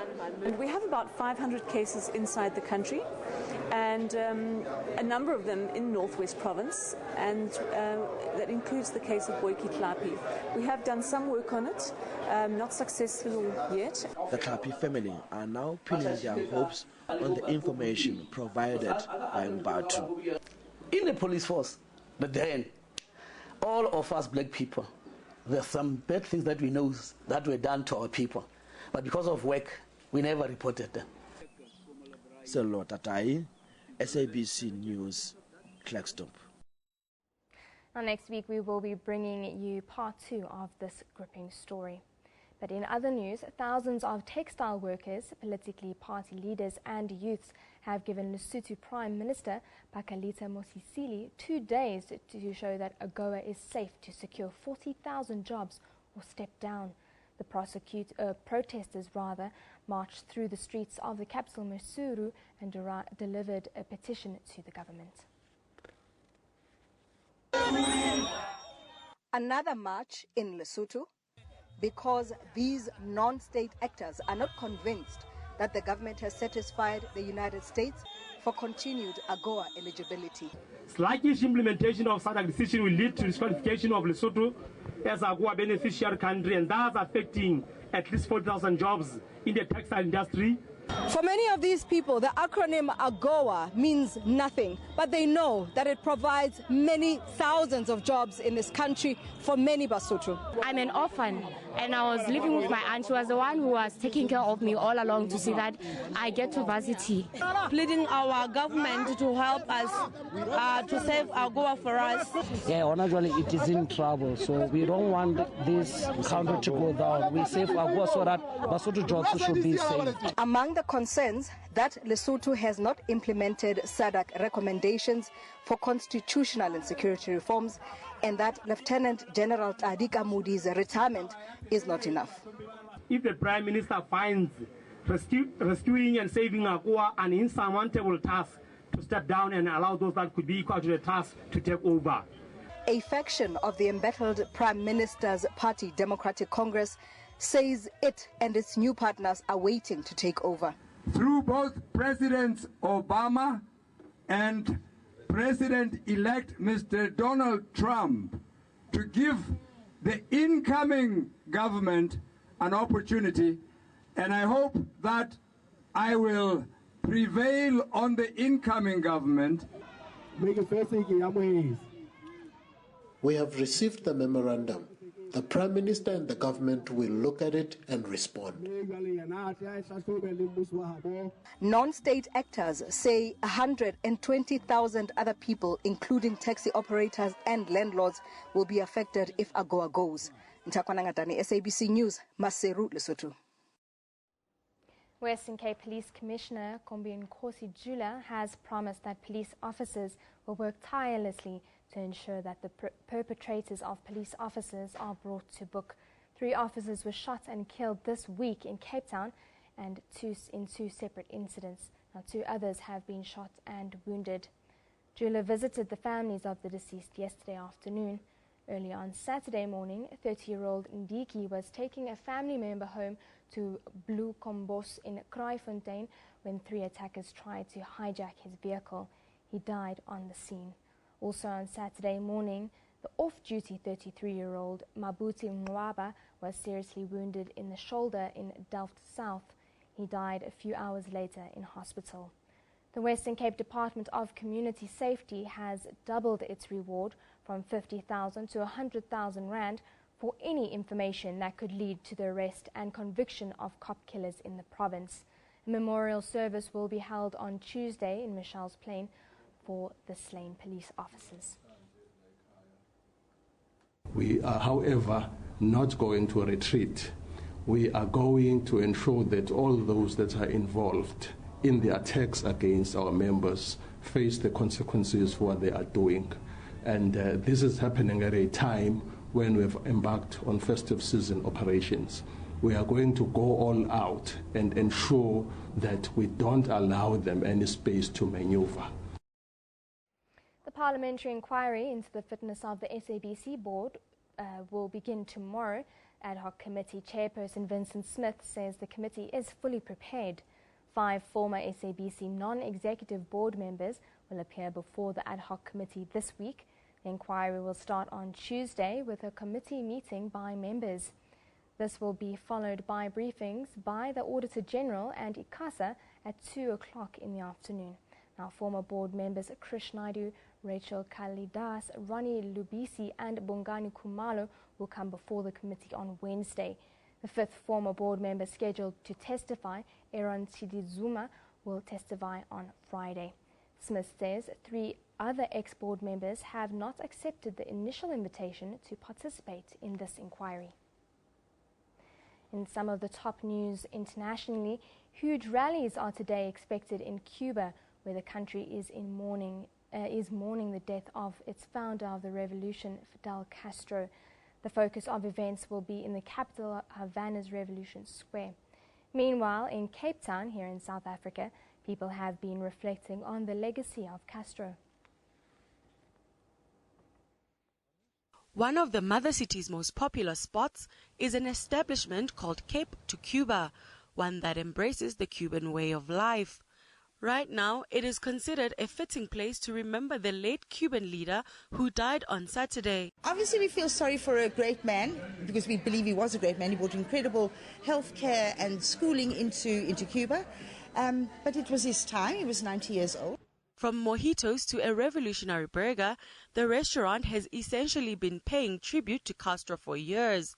Meanwhile, various associations in Cape Town with connections to Cuba are planning several events. We have been mourning with about the former leader, who was a great leader also and a revolutionary leader, and things have just been down. It wasn't like what we expected as normally. As you can see, our flags are also on half-mast. Residents also acknowledge the ties between the two countries. The South African and Cuban people relate a lot because they both had struggles with their people and with their government, and there's always someone to stand to help them, someone to stand up for their people and speak for them and do something that needs to be done that no one else is willing to do. Some say it is the close bond that Fidel Castro had with Nelson Mandela that draws so many Cape Townians to his legacy. When paying tribute to Castro, they are also remembering their own late great leader. Moving on to news that's a little bit different, the Western Cape Department of Labour has served notices of non-compliance to 5 wine farms in the province relating to the poor working conditions of farm workers. This comes after concerns were raised by various groups, including the Department of Economic Opportunities and Tourism, over a Danish documentary called Bitter Grapes, Slavery in the Vineyards. Now, the documentary highlighted the substandard working conditions of farm workers on various wine farms. Earlier, we spoke to the Department of Labour, represented by the Chief Inspector, David Assau. We found non-compliance in relation to occupational health and safety, as well as on the determination that talks to farm workers, and then in specific around occupational health and safety. We found the issue of providing personal protective clothing a major issue. We also found the ablution facilities that has to be provided while they're in the vineyards to be missing on some of the farms. One of the biggest issues we picked up was the handling of chemicals, which can have very bad consequences if you handle them wrong. We found the storage and the spraying of those chemicals to be problematic. And finally, the issue of machinery that was used, that wasn't, the operators that used them wasn't licensed to do that. From an accommodation perspective, we found one particular area where not proper accommodation was offered. And then finally, the issue of providing safe drinking water was found on one particular farm. So those were the major issues we found.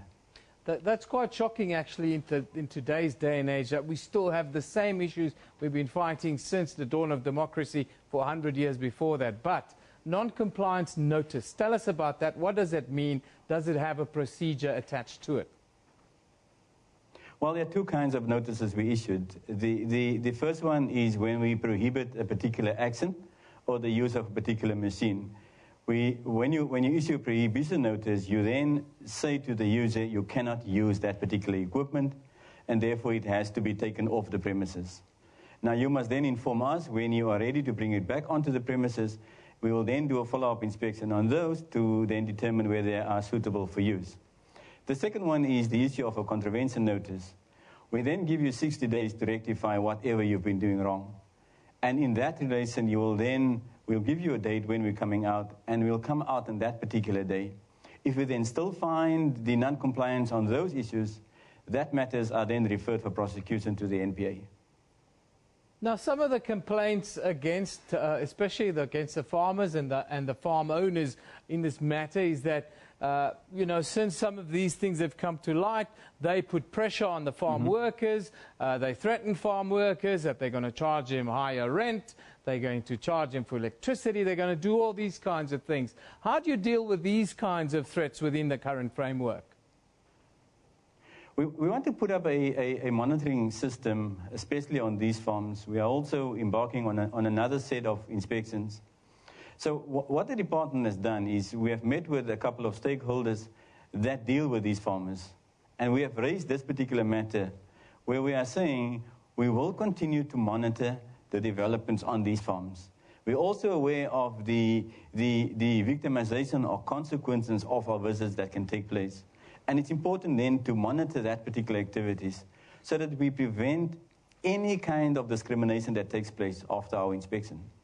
Now, your inspections, just give us the scope of it. How many farms have you looked at? I know there are about 10,000 farms in the Western Cape. Are you going to extend it? Yeah. What does it look like? Well, we've done our study. I'm trying to ascertain, in fact, how many farms have the department done that is related to wine farming. We have then established that there's a need for us to kind of extend our process so that we can have a better understanding of what is going on in the wine farms. Remember, we have only reacted to the documentary. Now it's important for us to go further and extend our scope. So within the next 2 weeks, we are looking at exploring the avenue of visiting an unknown number so that we don't tell people where we're going. And then from there, we'll be able to come up with a summary of what it is that are the general practices on these farms. Just quickly tell me, last week, of course, the Deputy President came out and he announced a new national minimum wage. Do you think this will be a game changer for farm workers in the Western Cape? Absolutely. Obviously, I can't discuss the modalities, but the amount that's being mentioned will have an increase of roughly about 50% of the increase of the wages for farm workers. So that must be understood in context, what impact that will have on the economy if the wine farmer is now saying that he even can't pay the minimum wage that is currently on the table.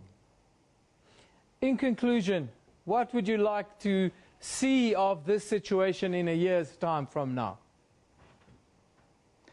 I think what has come out now is there's a need for partnership. There's a need for people to inform the department when these things happen. It should not have been coming out from an overseas producer. The people who informed that producer were South Africans, and they should have informed the Department of Labour so that we can then take this up. And I've engaged with the other departments on this matter that we shouldn't be reactive. We should put a program in place, and so that we can, in a year's time, say that the conditions are such a way that workers can tolerate whatever happens on farms. That is where we leave it for now. We'll be taking a short break, but we'll be right back after this.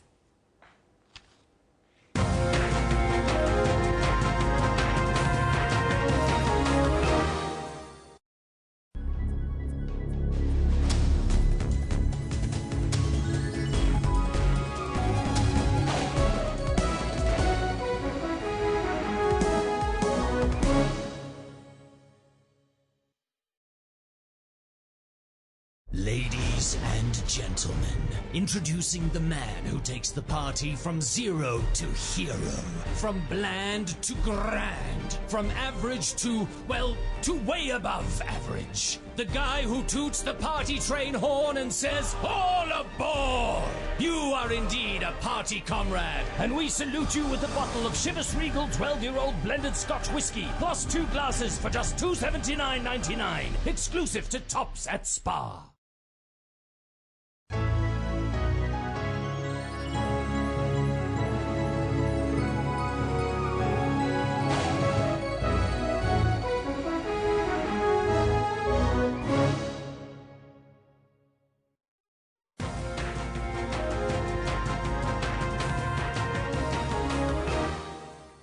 Tom Heinemann's controversial documentary, Bitter Grapes, Slavery in the Vineyard, made headlines around the world recently. Local government in the Western Cape here in South Africa have now conducted their own investigations and examined the conditions on some of the farms. They say the farms do require improved working conditions. In some places, workers do not have access to clean drinking water, and their living conditions are generally unacceptable. The workers are also exposed to dangerous pesticides with zero protection. Now, since then, the Western Cape Department of Labour has served notices of non-compliance to 5 wine farms in the province. Now, in our Cape Town studio, we're joined by Darryl Jacobs from the Department of Agriculture in the Western Cape. He's the Deputy Director General. A very good morning to you, Darryl. Thank you for joining us today. Good morning, Evan. Darryl, just give us a quick overview with the latest developments in this case. What is your view? Well, we're obviously disappointed by the findings that there has been breach of the labour provisions. We have said at the outset that we needed to investigate the veracity of all of the allegations. We have now done that investigation. Investigation has showed that there is, in fact, a breach of all of the labour regulations that is provided for within South African law. And as I've said, we're obviously disappointed by that finding because it is our view that one breach is one too many. We expect all of our farms and all of our farm workers to be adequately protected by the legislative provisions that is provided for. So we fully support the findings of the Department of Labour. We were part of that investigation. Yeah.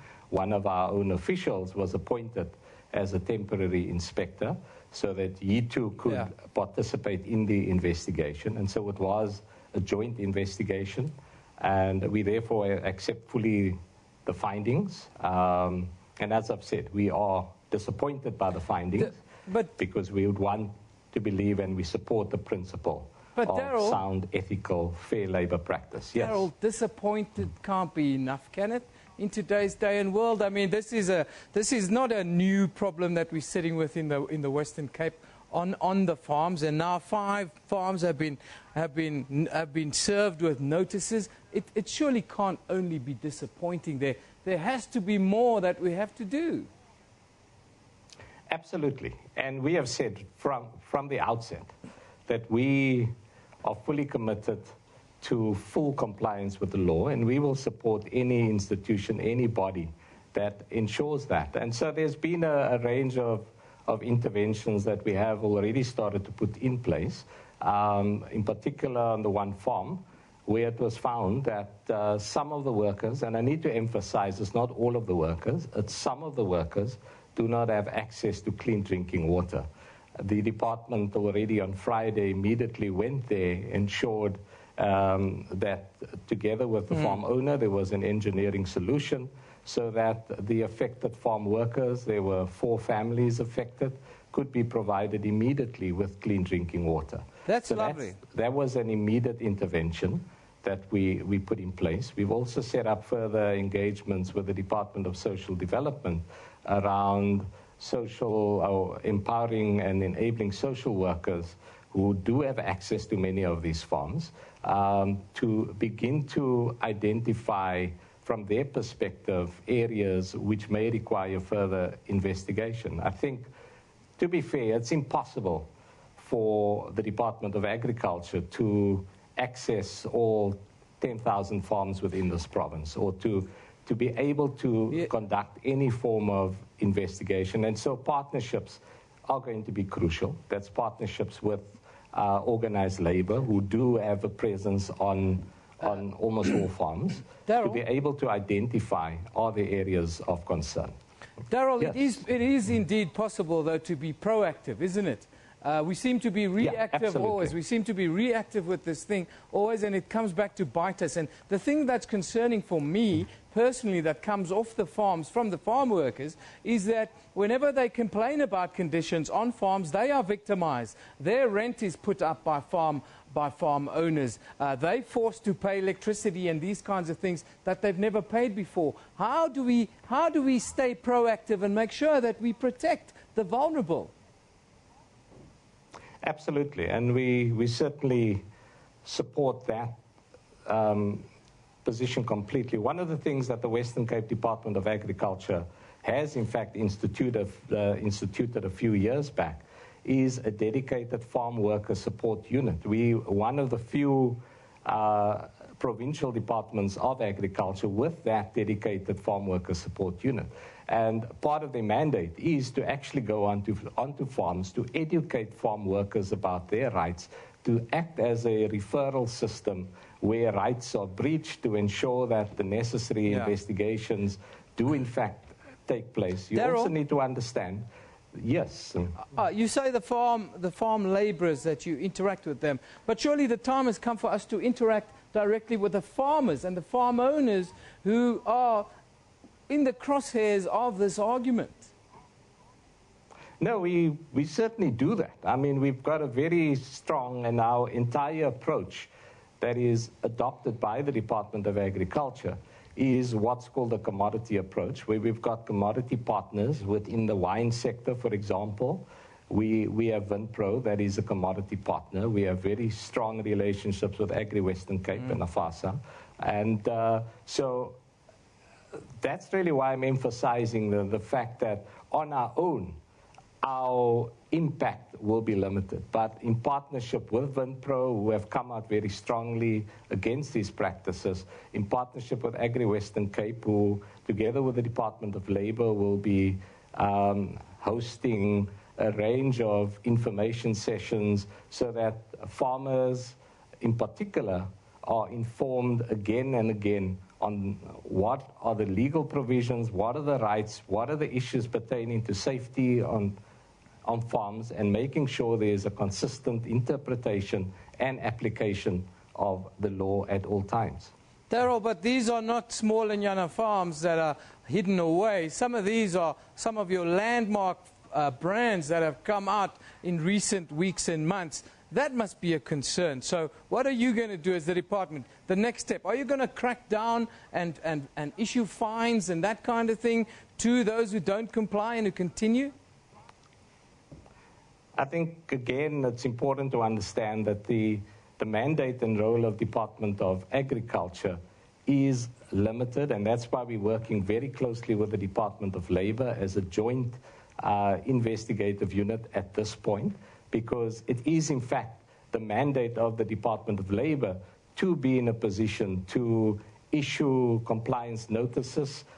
We are not empowered by law to actually investigate. And that is why our officials had to be appointed by the Department of Labour to be able to conduct investigations as part of the Department of Labour team. And so we stand full square. We're completely behind the Department of Labour.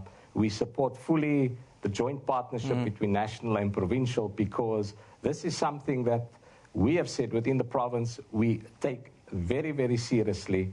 I'm excited at the prospects that this particular partnership has in store, because for the first time, the Department of Labour and the Department of Agriculture in the Western Cape are actually holding hands with the intent of eliminating the scourge off our farms.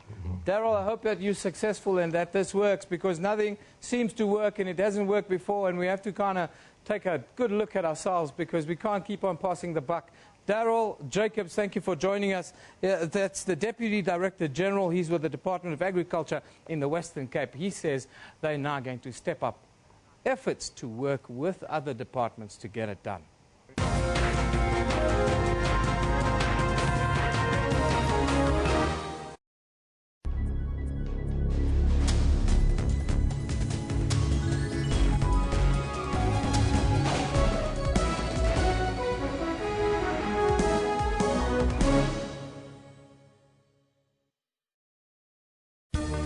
Water-wise, water is an essential need. The scarcity of it could lead to loss of many lives, including livestock, plants, and much more. It requires us to use it sparingly and responsibly in times of need. failing which our taps and sanitation will not function. For more on water and weather issues, stay tuned to News Today, every Friday at 4:45 Central African Time. SABC News, making you water-wise.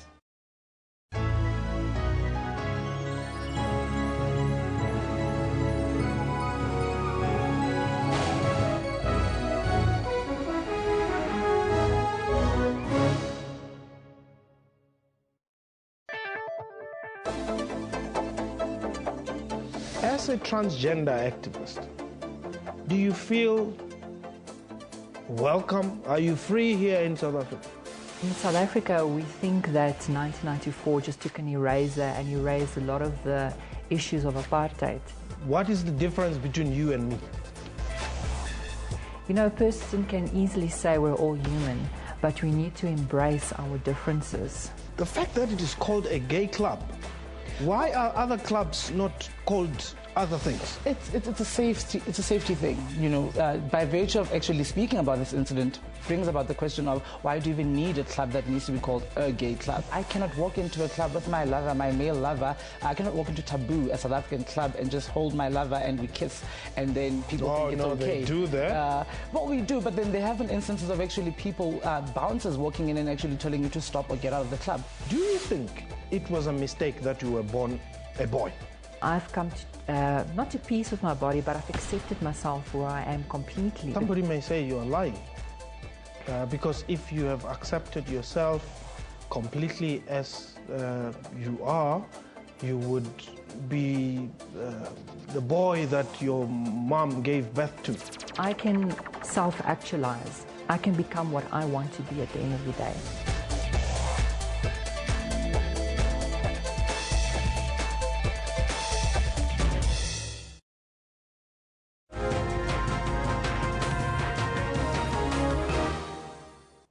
Welcome back. It's Monday morning, and as you all know, the big story of the weekend was the South African Sports Awards. But we'll be bringing you that story shortly. Before we do that, let's talk a little bit about the story that was making headlines all through last week, where Australia claimed a consolation 7-wicket victory in the third and final cricket test against South Africa in Adelaide.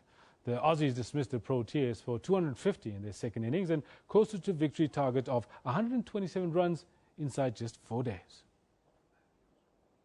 Nathan Lyon starts. He was good last night.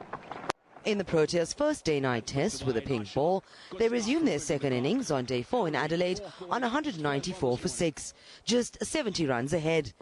But some superb new ball bowling by the Aussie attack saw the visitors add just 56 more runs to their total for the loss of their last 4 wickets. Opener Stephen Cook, who played the anchor role throughout the innings, was rewarded for his resilience and patience with his second test century. Fine achievement. An Adelaide day that he'll never forget. He was the last to go as the Proteas were bundled out for 250, leaving Australia to chase down just 127 runs for victory. From Stephen Cook. South Africa's bowlers didn't enjoy the success they had had in the previous tests in Perth and Hobart, but did manage to scalp 3 wickets before the Australians coasted to a comprehensive 7-wicket win to save a series whitewash.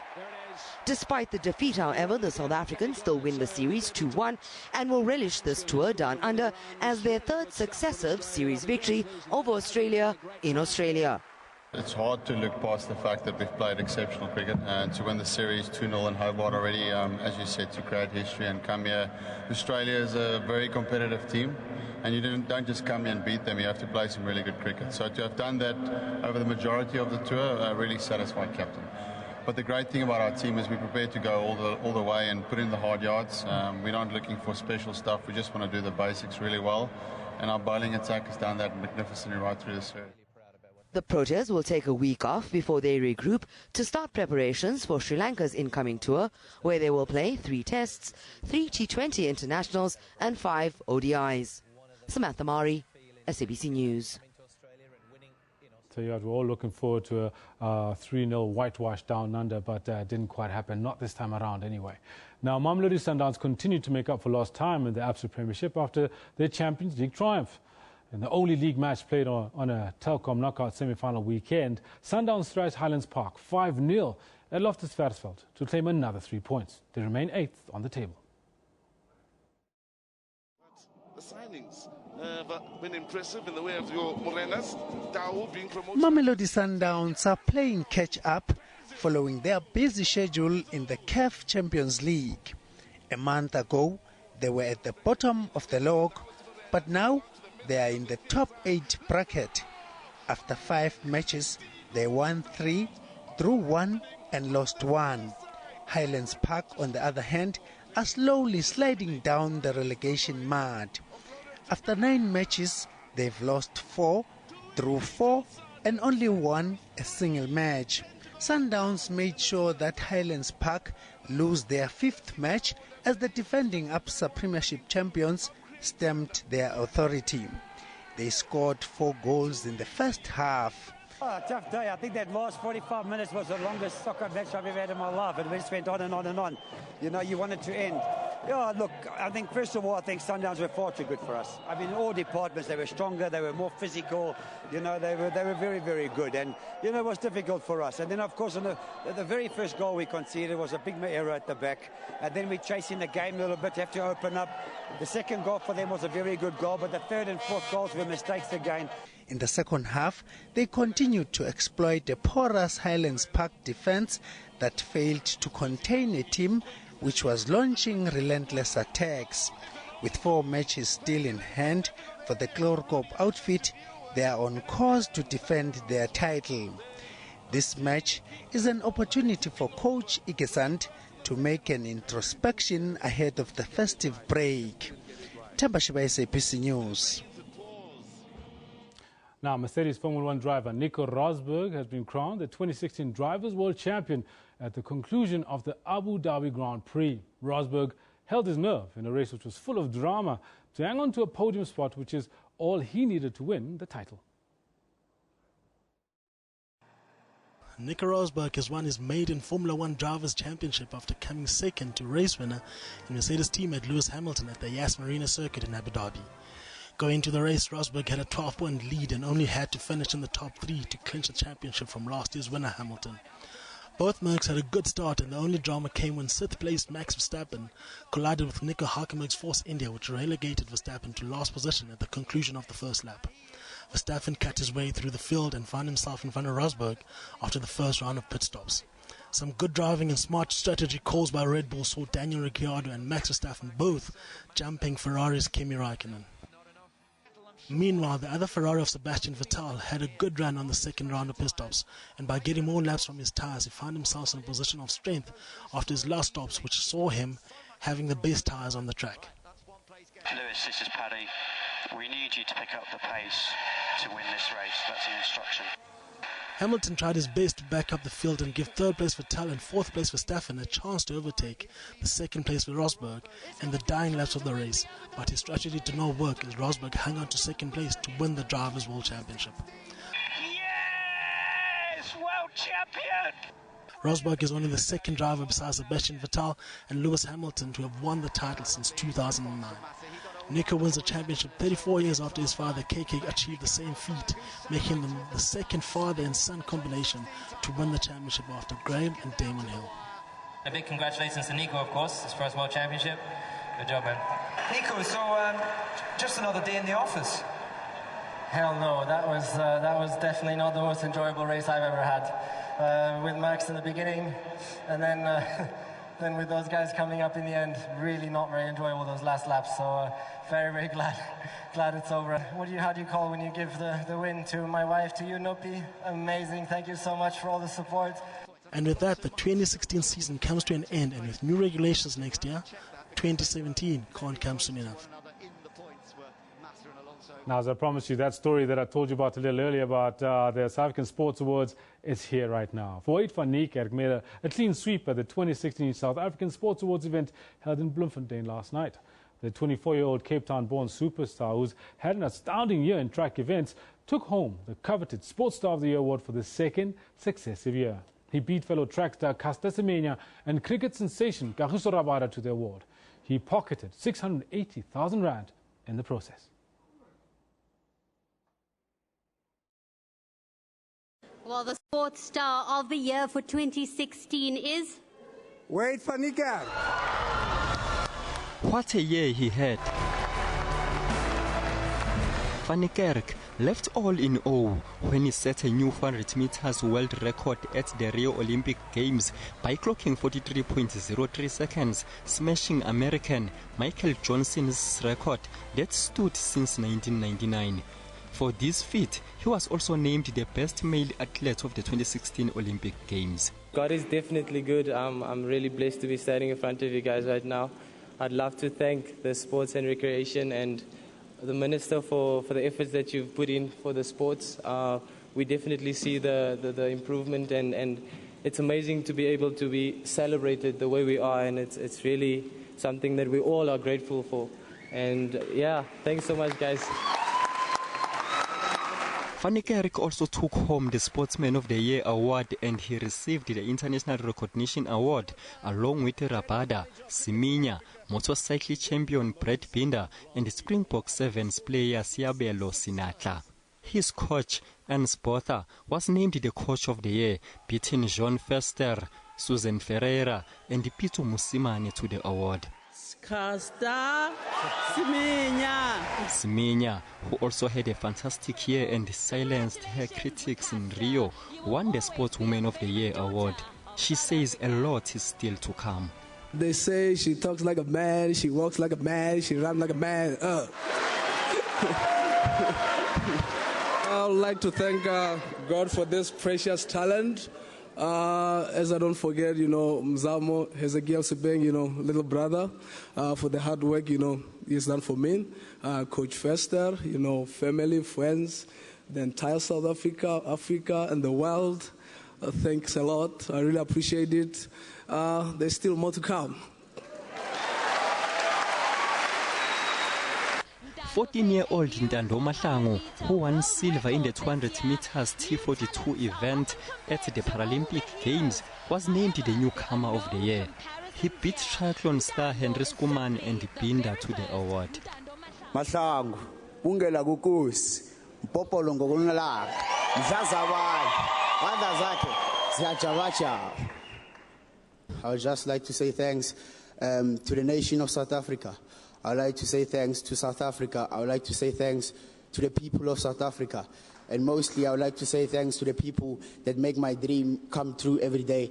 And lastly, mostly, I would like to say thanks to my family for supporting me. Charles Dutoy and Ilza Hayes won the Sportsman and the Sportswoman of the Year with a disability for their exploits in Rio, while ABSA Premiership and African football champions Mamelodi Sundowns were named the Team of the Year. SABC News' senior sports news reporter and presenter Thabiso Sithole walked away with the Sports Journalist of the Year award. Mduduzi Ndlovu, SABC News. And so it is that we finish off the bulletin as we started it on the South African Sports Awards. That's it from the Sports Desk. Up next is the weather with Tsietsi.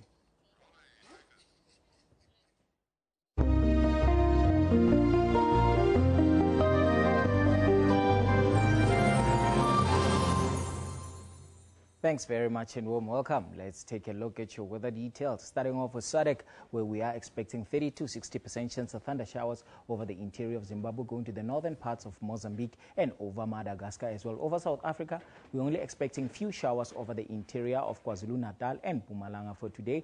Moving further to tomorrow, we're still seeing partly cloudy skies over most parts of South Africa, mostly towards the eastern parts, and isolated to scattered thunder showers expected over the northern parts of Zimbabwe and Mozambique for tomorrow.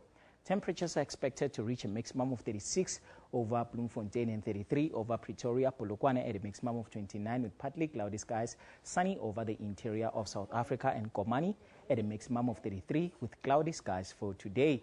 Over Zimbabwe, we are expecting hot temperatures with Gaborone at a maximum of 32 degrees in Botswana, Beitbridge at 32 as well, 21 over Harare. Isolated showers expected over those regions.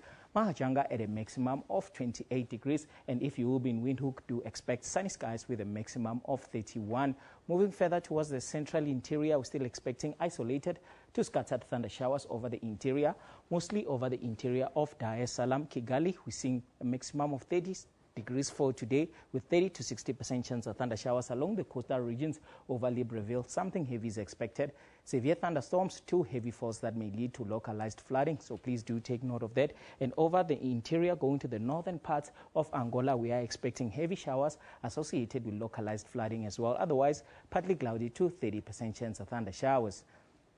Temperatures will reach a maximum of 24 over Kigali and 37 over Bangui. If you will be in Addis Ababa, a maximum of 19 degrees is forecast with 30% chance of thunder showers. Towards the Middle East, we're still expecting 30% chance of thunder showers over the interior, and Mika covered by 30%. Over the Sahara Desert, we're seeing partly cloudy to clear skies. And moving further, we are expecting partly cloudy skies, again 30% chance of thunder showers over Riyadh. Over the Sahara Desert, partly cloudy skies to clear skies over most parts. Temperatures reaching a maximum of 23 over Tripoli, 17 for Damascus, and 29 over Lusho. Mika at a maximum of 32 and 24 over Agadez at a maximum of 38 degrees. Clear skies to partly cloudy expected over the Sahara Desert, but over the southern parts, we're seeing 30% chance of thunder showers, and over Lagos, 30% chance to 60% chance of thunder showers. And tomorrow, still expecting similar conditions, 30 to 60 over the southern parts of Nigeria. Over the interior, we'll see clear skies, and over the Sahara Desert, most parts, we're seeing partly cloudy skies, and no rain can be expected over those regions. Sunny skies over N'Djamena with a maximum of 39 and 41 over Niamey. Otherwise, temperatures will be cool to warm over most parts. Nigeria, Lagos at a maximum of 32. That's all from the weather desk. Ndawyando.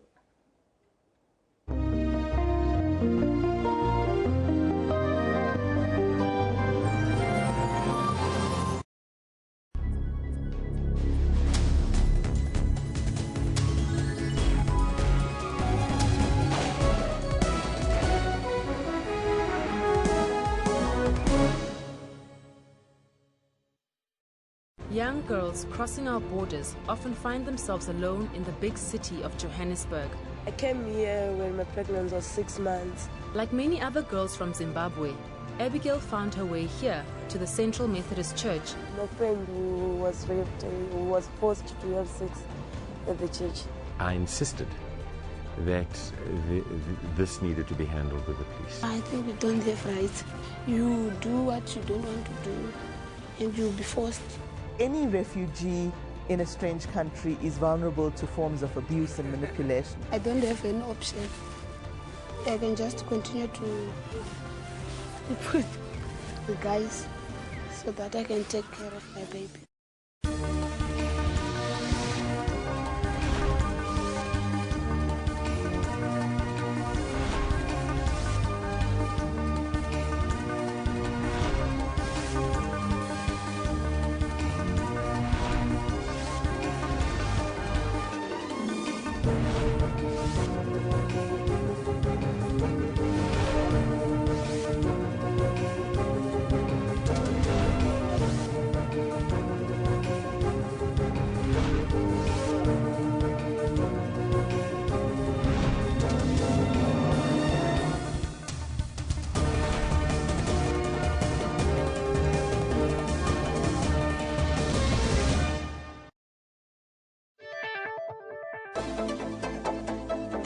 I don't know if I'm going to succeed, but I want you to tell us, who are these 3 people that you have opened corruption charges against at the Brooklyn police station? How senior are they? Very. Are these people who are serving in the political office of the executive mayor? Yes. Which means they are no longer working for the city now. Well, I can tell you that one of them is actually finding themselves employed in another municipality. You are not going to tell us the names? No, you're not going to get names from me. Are people still getting free Wi-Fi in Tshwane? People are still getting free Wi-Fi, and we will actually make it one of the basic services that our residents will get.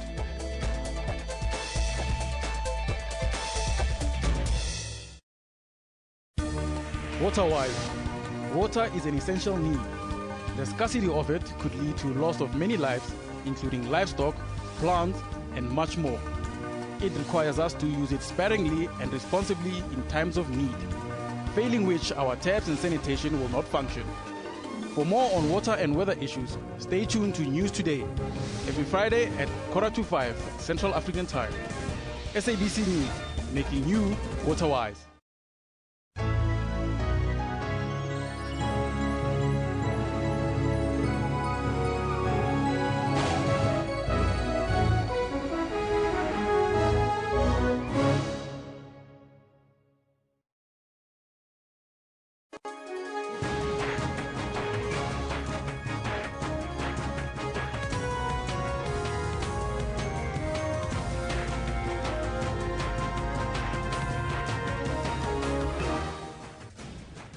It's a Blue Monday. Yes, of course, this is the final hour here on Newsroom. I'm Elvis Preslin. And I'm Renee Vest. And Kendall Makamata is also standing there in the naughty corner joining us here for the final hour. Quite enjoying it, I can tell you. Well, today our focus is on Cuba, who was set to send off the revolutionary leader and former president Fidel Castro, who passed away over the weekend with days of tribute and cross-country funeral procession. So, question of the day, Renee, we're asking. Yes, we're asking, how do you remember Fidel Castro? Well, we'll also see if there's a couple of the live comments that has come through. Let's take a look at that. Some of the comments that's coming through on that. On the death of Not Yet. Well, we're conducting a poll as well on the possible regulation of medical marijuana. We're asking South Africa today, Kendall. Well, the question really for all of you out there is, should South Africa legalize marijuana for recreational use? Well, so far 75% of you are saying yes, we should legalize it. Yes, light it up, people. And 25% are saying no. 305 votes thus far. You can still keep on voting. 20 hours to go. Let's now take a look at some of your comments coming through on the poll question that we posed to you. Let's take a look. This one, this tweet from that guy. That guy says yes. Just yes. Then we've got Neil Stoffberg, who says yes, yes, and yes, free the weed we need. He's rhyming. I quite like that. Decriminalize and legalize. I like this guy. I think he's a rapper in the making. He's a poet and he doesn't even know it, eh? Molifi says yes, legalize it. This one from Puma says marijuana should be legalized in all aspects. Jail the population, or the jail population will decrease and courts will be less filled of unnecessary cases. I think he's got a point there, because these are silly cases in front of court and, of course, filling up our jails. And the last one, if I could, says legalize already, it has been too long. Well, there you have it. Those are all the comments. But before we get any further, let's take a look at your news.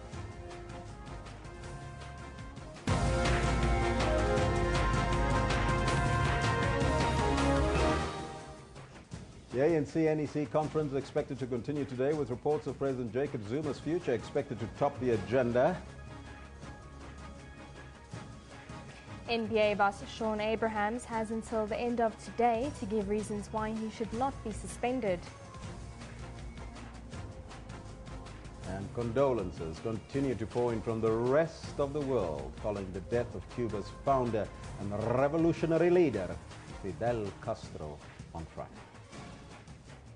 Now, those are all your headlines. Before we get to the news, let's find out from Kendall Makamate what's happening on the sports front. Oh, thank you very much. Just back to those tweets on the legalizing of marijuana or not, I can safely say there were no mothers in those responses, I'll tell you that. Because we all know what mothers have got to say about blazing the weed. Good morning to you. This is what we've got for you in the sports. Wade van Niekerk. Wade van Niekerk. Well, the sports star of the year for 2016 is Wade van Niekerk. The Wade van Niekerk juggernaut rolls into Mangaung at the South African Sports Awards as the man who lit up the Rio Olympic Games pulls off a clean sweep in every single category he was nominated in. There it is. He wanted to get it and he got it. So the debutants, Hanscom, has scored the winning runs.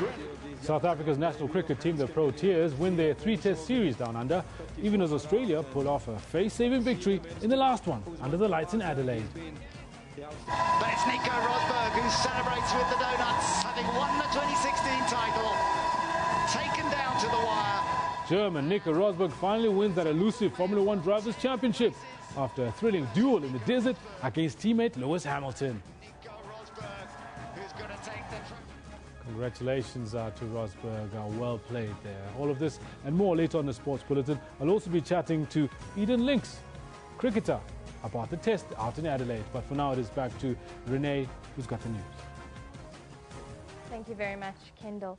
Intense discussions have been reported in the ANC's extended National Executive Committee meeting outside Pretoria.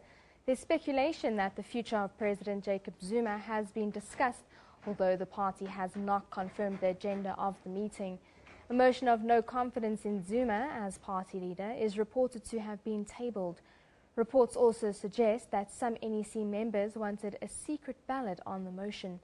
The NEC meeting was due to end yesterday. Now, earlier in the week, the governing party's leadership met twice with party veterans, some of whom had made individual calls for President Zuma to step down. We're agreeing on going to an all-inclusive veterans conference, an all-inclusive MKMVA conference, and ultimately go to the policy conference and give 2 days of the policy conference to what they propose as a consultative conference, but look into the health of the organization broadly, then proceed to policy issues. Today is the deadline for the NPA boss Shaun Abrahams to give reasons why he should not be suspended. President Zuma wrote to Abrahams, the Director of the Public Prosecutions, Sibongile Mzinyati, and Acting Special Director of Public Prosecutions, Tori Pretorius, earlier this month, requesting them to give reasons why they should not be suspended pending an inquiry. The Helen Suzman Foundation and Freedom Under the Law were concerned with the prosecution of Finance Minister Pravin Gordhan and 2 other SARS officials, Ivan Pillay and Opa Magashula, for fraud. The charges were subsequently withdrawn.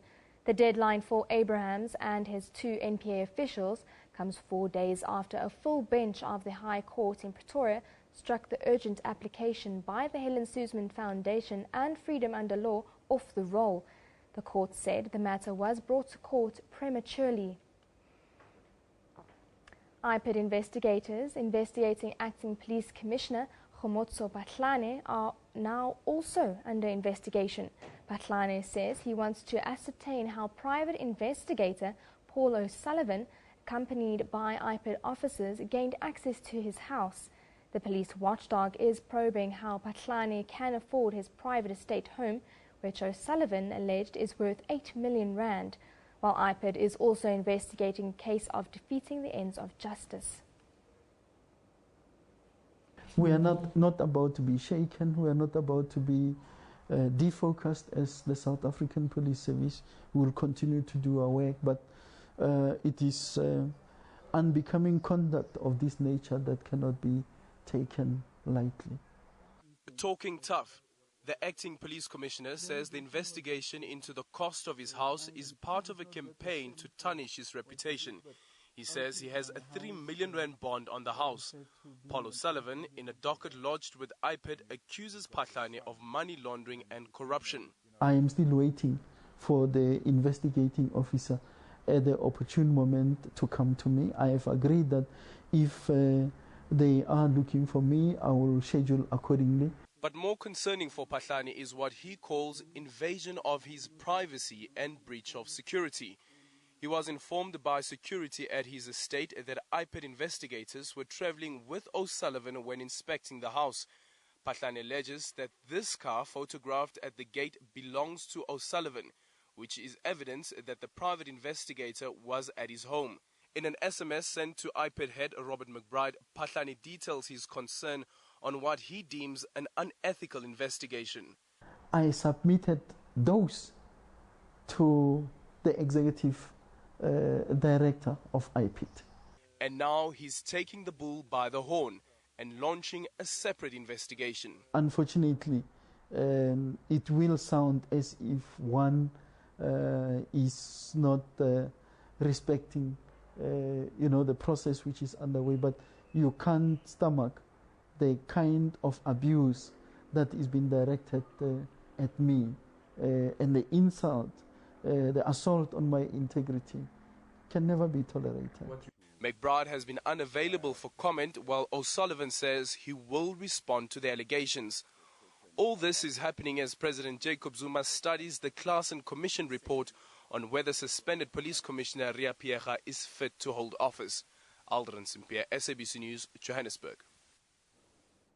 There are thousands of families whose sons and daughters disappeared at the height of apartheid repression, and many have still not had closure. Now, a former policeman who served in the 80s is shedding light on the disappearance of an anti-apartheid activist, Boyke Tlhapi. He pointed out a mining ventilation shaft where he insists Tlhapi was thrown into by police. This is part one of an investigation by Selo Tatai and cameraman Tumi Khaputwelwe. There are many bones, skeletons of our people there. I'm saying today, I'm prepared. Should something happen, if they can open the shaft, they don't get the skeletons there, they must charge me. A formidable and damning statement. Could this prove to be another shaft of horrors? The shaft has now been mysteriously sealed, and there could be other activists also indiscriminately disposed of by apartheid police. In fact, it's not Boyke Tlhapi alone that was being thrown there. All comrades that were being arrested within Carltonville, Randfontein, Welverdiend, they were also being thrown in that shaft. The 80s marked the era of total onslaught. It was a desperate and what would turn out to be a futile drive to hold on to white minority rule. Activists would disappear, the location of their bodies only in the minds of their captors. Tlhapi was arrested in 1986 with fellow activists driving from Potchefstroom to Castro. That was the last time he was seen alive. His friends recall how Tlhapi was brutally assaulted and left for dead.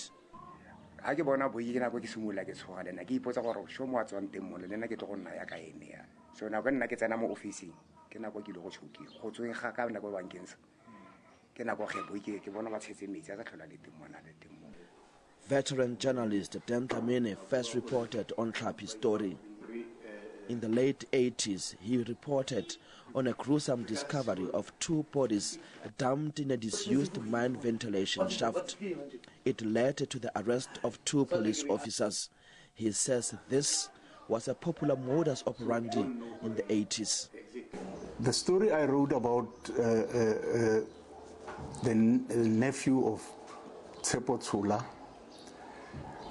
whose body was found in a mine shaft,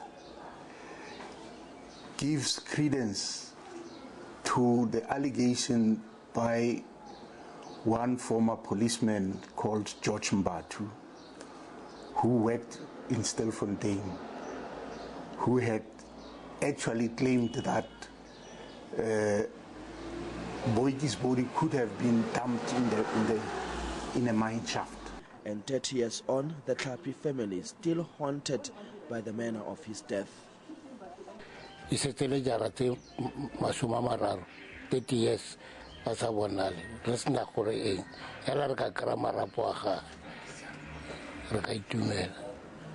The NPA's missing person task team says it is following all leads in locating Tlhapi's remains. And we have about 500 cases inside the country, and a number of them in Northwest Province, and that includes the case of Boyke Tlhapi. We have done some work on it, not successful yet. The Tlhapi family are now pinning their hopes on the information provided by Mbatu. In the police force, but then all of us black people, there's some bad things that we know that were done to our people, but because of work, we never reported them. Selo Tatai, SABC News, Castro. Now, next week we will be playing part 2 of this important story. But moving on, thousands of textile workers, political party leaders and youths have given Lesotho Prime Minister Pakalita Mosisili 2 days to show that AGOA is safe to secure 40,000 jobs or step down. The protesters marched through the streets of the capital Maseru and delivered a petition to the government. Another march in Lesotho because these non-state actors are not convinced that the government has satisfied the United States for continued AGOA eligibility. Sluggish implementation of SADC decision will lead to disqualification of Lesotho as AGOA beneficiary country, and thus affecting at least 40,000 jobs in the textile industry. For many of these people, the acronym AGOA means nothing, but they know that it provides many thousands of jobs in this country for many Basotho. I'm an orphan, and I was living with my aunt, who was the one who was taking care of me all along to see that I get to varsity. Pleading our government to help us to save AGOA for us. Yeah, actually it is in trouble, so we don't want this country to go down. We save AGOA so that Basotho jobs should be saved. Among the concerns that Lesotho has not implemented SADC recommendations for constitutional and security reforms, and that Lieutenant General Dagga Couple's retirement is not enough. If the Prime Minister finds rescuing and saving AGOA an insurmountable task, to step down and allow those that could be equal to the task to take over. A faction of the embattled Prime Minister's party, Democratic Congress, says it and its new partners are waiting to take over. Through both President Obama and President-elect Mr. Donald Trump, to give the incoming government an opportunity, and I hope that I will prevail on the incoming government. We have received the memorandum. The Prime Minister and the government will look at it and respond. Non-state actors say 120,000 other people, including taxi operators and landlords, will be affected if AGOA goes. Ntakwanangatani, SABC News, Maseru, Lesotho. Western Cape Police Commissioner Kombi Nkosi Jula has promised that police officers will work tirelessly to ensure that perpetrators of killing police officers are brought to book. Now, 3 officers were shot and killed this week in Cape Town in 2 separate incidents. 2 others have been shot and wounded. Jula visited the families of the deceased yesterday afternoon.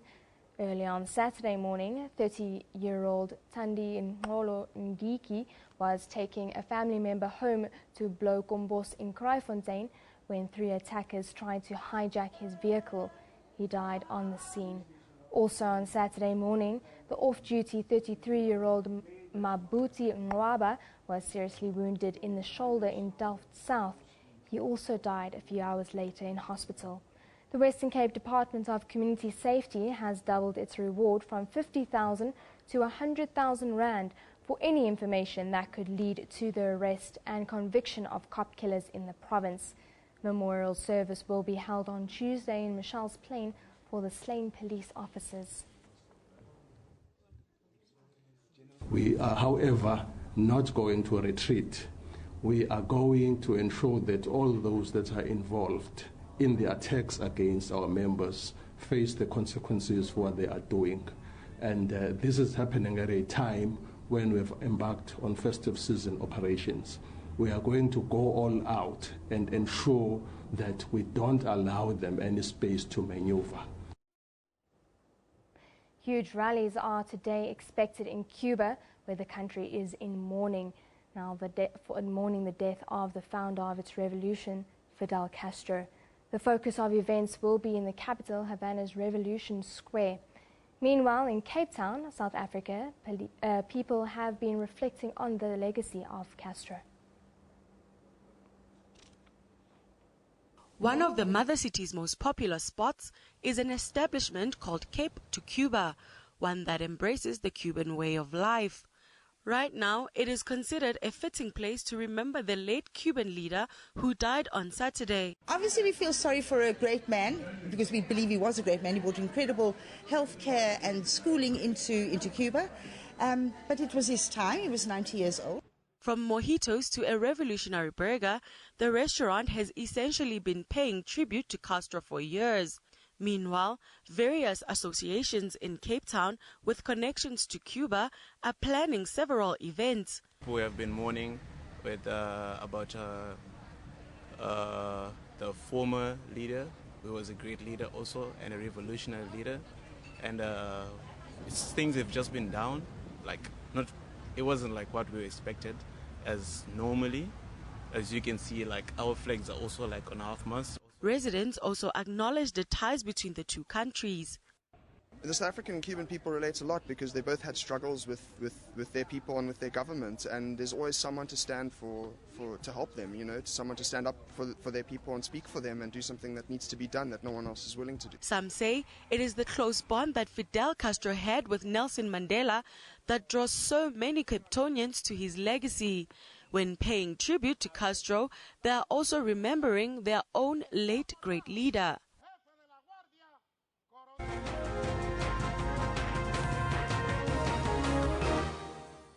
2016 has seen some of the highest rhino and elephant poaching statistics yet, despite increased efforts from government and park rangers.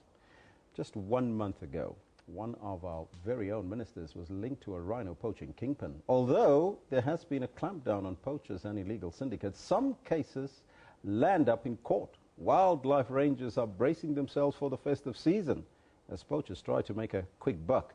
But to give us the latest, joining us now in studio is Wildlife TV presenter and producer Bonnet de Bart. Bonnet, very good morning to you and welcome. Good morning, Elvis. Thank you. Now, we believe that you just spent some time in the Kruger National Park with the special rangers.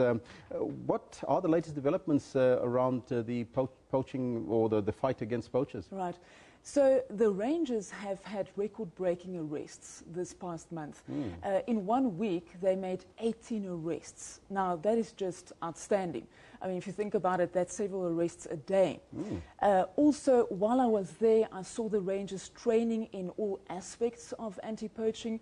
Of course, I can't really go into it because of security reasons, but just incredible to see.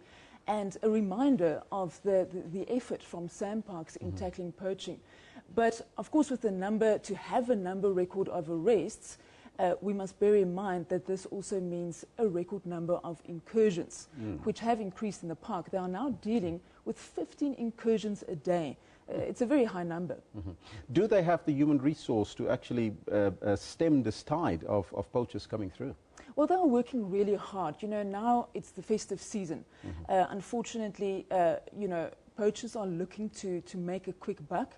And the syndicates know this. This is the most lucrative time for criminal syndicates. But we must also remember, Elvis, the park is the size of Israel. We are talking about 2 million hectares with very difficult terrain. So not an easy task defending the park, but the park is prepared. And when I say prepared, I really mean it. I was at one of the training sessions where some new equipment was being tried out. I can't elaborate on it, but it certainly made the hair on the back of my neck stand up. So I think they're very much prepared. Now, with the holiday makers going through to the Kruger this festive season, it's going to be very busy, I might assume. And as you say, they are ready. But what sort of challenges will these rangers face during this festive season? You can imagine, as we all start to turn on the brakes to have a relaxing time over the holiday season, the rangers are on high alert and deployed 24/7. The intensity is really high in the park at the moment. I mean, they are dealing, Elvis, with at least 3 contacts a day, which means that the rangers will need to be deployed quickly.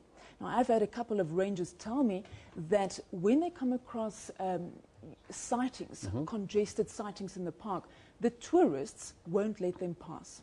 Now, that's just unacceptable. These guys are reacting to a poaching.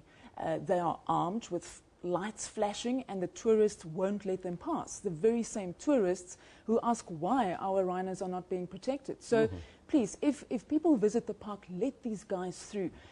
Also, this year we've had tourists who actually spotted poachers in the park and have reported it to the hotline number, and that actually led to successful arrests. Is that hotline number working, though? It is working, and it's on all the conditions of entry pamphlets that you get at the gate. So if you see anything suspicious, report it, because that number can save rhinos. Now, you were filming in Skukuza, we believe, some court case following several arrests that were made there. And this is a clampdown on syndicates. How is that going? Because we've also seen allegations that the minister is linked to a syndicate as well, to a syndicate member. Right. That's a very good question. You know, I did a very good interview with a ranger who has made a lot of arrests. And the fact is that once that arrest is made, they hand the poachers over to the police, and ultimately the justice system takes over. And they have to trust that system. Now, I've sat in Skukuza Court many times. Last week, the state prosecutor had 40 cases on the court roll. 40 cases. That's a lot. That's a lot. That's for me personally, that's bittersweet, because it's great to see the high number of accused, because that means a high number of arrests. But it also brings back and reinforces the fact that we are dealing with a very serious crisis. These guys are coming into the park, and there's no stopping them. You know, we are dealing with highly organized criminal networks. And unless we infiltrate these networks and bring them to collapse, there will be no end to poaching as we know it. Now, the poacher that was linked to the minister, do you know if there's any other further investigations against him? This was probably one of the most tweeted about topics over the last 2 weeks. In fact, Minister Mahlobo himself was trending in the top 10 for quite a while. And I think the reason for that is that people are really frustrated when it comes to our rhino poaching crisis. You know, we hear the statistics, we see the images on social media, and then when something like potentially as explosive like this is released, it sort of turns the hard and the great work the guys are doing on the ground into disrepute. Now, the investigations are ongoing. The police are investigating the allegations in this documentary, so it's ongoing. We'll have to wait and see and hopefully get to the bottom of this. Yes. How far are you with the film? As you say, it's ongoing because it's been going for quite a while, and it seems like it's going to be a very, very long documentary. Indeed, Elvis, we're in edit at the moment. But, you know, interestingly, we started 2.5 years ago. Yes. And, you know, as with anything, it takes time to sort of build that trust with very important role players. Yes. And I don't want to really say too much, but we are getting fantastic exclusive footage, working with the role players, various role players. So we are hoping to have a rough cut early next year. And then, but I'll definitely come into studio to talk about that and before the release. Let's just briefly talk about Asian countries that are often labeled as a villain in the rhino and elephant poaching crisis. The Wildlife Justice Commission recently took Vietnam to court in a public hearing in Europe. You got to speak to the lawyers. What was the outcome of that? Well, that was the first ever public hearing by the Wildlife Justice Commission, which basically called for the Vietnamese government to prosecute the criminal network behind the Nikkei illegal wildlife hub. Now, I was in studio a while back talking about the undercover work we did in Asia for Stroop. And a lot of the footage we showed you, we actually filmed in that same hub. So myself and director of Stroop, Susan Scott, we sat down with the lawyers from The Hague. We went through the footage, and then we supplied them with certain material to help the investigations. But according to the investigations, the supplying and the purchasing of endangered wildlife products and parts going through this specific hub is estimated at $53.1 million. So it's a big one. It's a big one. Bonet, you're going to keep us updated on developments, but thank you so much for joining us here in studio. My pleasure. Thanks, That Elvis. was Bonet de Bot joining us here in studio. Of course, you know, that film Stroop, you got to watch out for that one. It's going to come soon. As soon as she's ready, she'll let us know. She'll let us know here first on this channel. You better watch it then.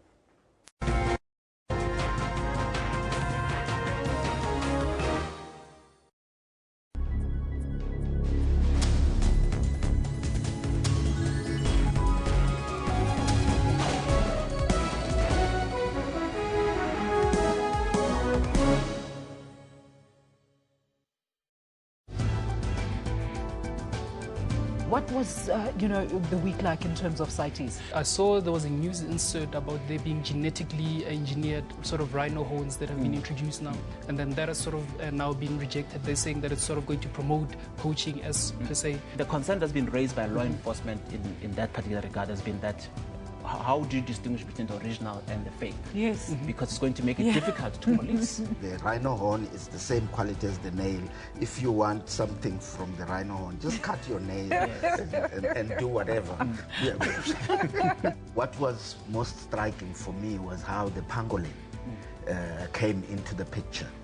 And that was interesting for me because a few years ago in Zimbabwe, if you found a pangolin and you handed it over, you would have an audience with the president. Wow. Yeah, and you would be given a certain amount of money. And wow. Once that program started, almost every week there was somebody who was getting an audience with the president.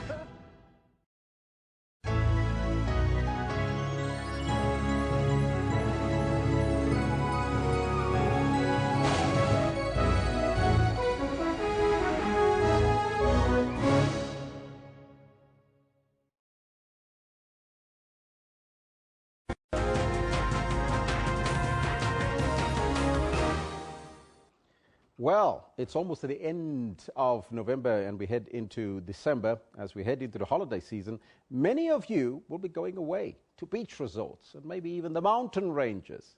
But have you considered exploring a wild place, a little bit out of your normal comfort zone? South African photographer and adventurer Scott Ramsey visited 40 of the country's most important and protected areas, including 19 national parks. Now, appreciating South Africa's natural heritage, he created a book titled South Africa's Wildest Places to share the beauty that he experienced. Joining us now from our Cape Town studios in Sea Point is the author of the book, South Africa's Wildest Places, Scott Ramsey. Scott, a very good morning to you and welcome. Thanks, Elvis. Great to chat to you. Now, this sounds absolutely incredible that a person can visit so many places in South Africa and have so much fun while working. Tell me more about the book. Sure. Well, the book's really a culmination of my work in the last few years as a photographer and writer all over the most beautiful national parks and nature reserves of our country.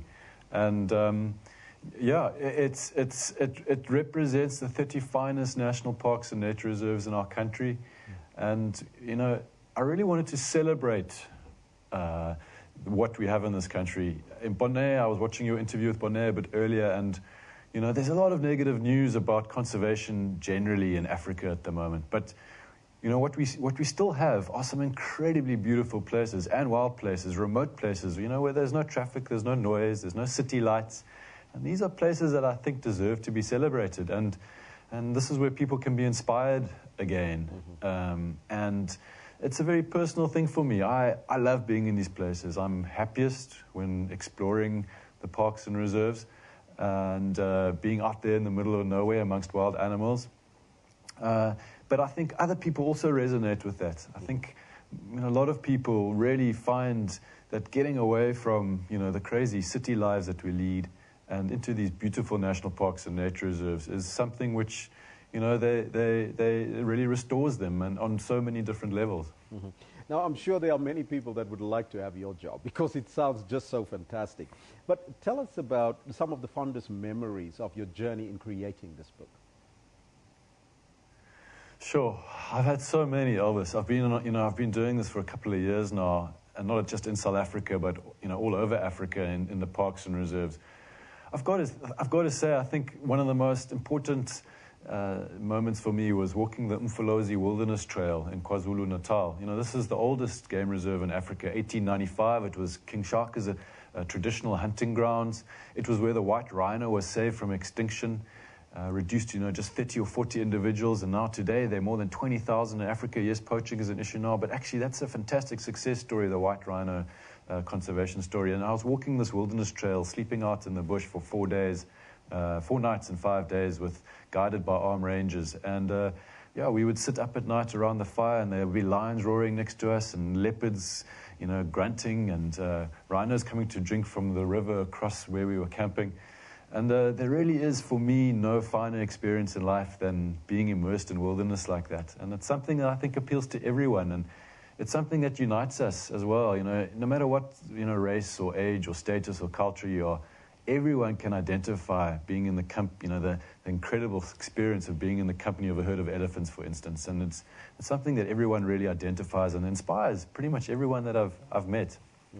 Now, they say a picture normally, tells and speaks 1,000 words about anything. But you include entire write-ups of some of these national parks that you have in the book. Why is it then so important for people to visit some of these secluded and very quiet and even sometimes wild places like you've just described? Sure. Well, there are a couple of reasons. The first is just I recommend just please go there, because you will have the most amazing experiences. These are, as I said, the most beautiful wild places in our country, and it makes a great holiday. But, the other reasons too. I mean, the tourism money that goes into parks sustains conservation in our country. I think South African National Parks only gets about 18% of its budget from national government. The rest comes from tourism. So just by going to these national parks, you're actually making a huge difference to the conservation of these areas. And, they are financially challenged, many of them. And places like Kruger and Table Mountain National Park, they draw lots of tourists. But the money that goes from tourism into those parks gets distributed to other national parks, which don't make money and which wouldn't be able to survive if it wasn't for all the tourism in the other parks. So you're making a real difference to conservation just by visiting these places. Mm-hmm. Now, the title of your book really encapsulates the beauty and of course, the images that's inside. Was there ever a point that you realized that there's still so many places that you still want to visit, or did you basically cover it all? I visited about 50 different protected areas in South Africa. There were 30 in the book, and there just wasn't enough space in the book. You could spend a lifetime exploring one park, Elvis, and still not get to know everything. And I think that's the beauty of our country. And the amazing thing about South Africa is that it's one of the most biodiverse countries on earth. It's the third most biodiverse country on earth after Brazil and Indonesia. We've got extreme, beautiful diversity in this country, from the Richtersveld deserts in the northwest to Isimangaliso Wetland Park in the northeast. That's desert to tropical forest and lakes and subtropical coral reefs. And we've got everything in between. And so, it really is, I had to draw a line in the book somewhere and just say these are the 30 most special places. So I can imagine then there would be a follow-up. This is just part one. Sure, Elvis, yes. I'm working in the rest of Africa at the moment, Namibia, Botswana, Zimbabwe, Mozambique, and, working in those parks. But yes, there will definitely be follow-ups, and I still work in some of the South African parks, telling the stories of the rangers, telling the stories of these places and how they're being conserved. What would you like people to take out of this book? I think the most important thing is to go to these places. I want to inspire people as much as I've been inspired by these places. The photography and writing in the book is really, I can only claim a small amount of credit for it, because it's really these places that deserve the credit. And at the end of the day, it's a personal experience. So, if you look at the book, and you choose a place near to where you live, or even on the other side of the country, go to that place and explore it and, take an interest in it, and just give yourself a chance to be inspired by the incredible beauty of it and the wild animals there. Scott, and just lastly, where's the book available? You can buy it on my website, lovewildafrica.com, or you can buy it in Exclusive Books or other major booksellers, yeah. Scott, thank you so much for your time and joining us and sharing with us your story. Thank you very much, Elvis. That was Scott Ramsey. Visited over 40 of the country's most important and protected areas. Over 50, he says. In fact, he could only cover 30 in the book. That book of his, South Africa's Wildest Places, you can get it at your local bookstore. Let's take a break. Kendall will be back with your sports news after that.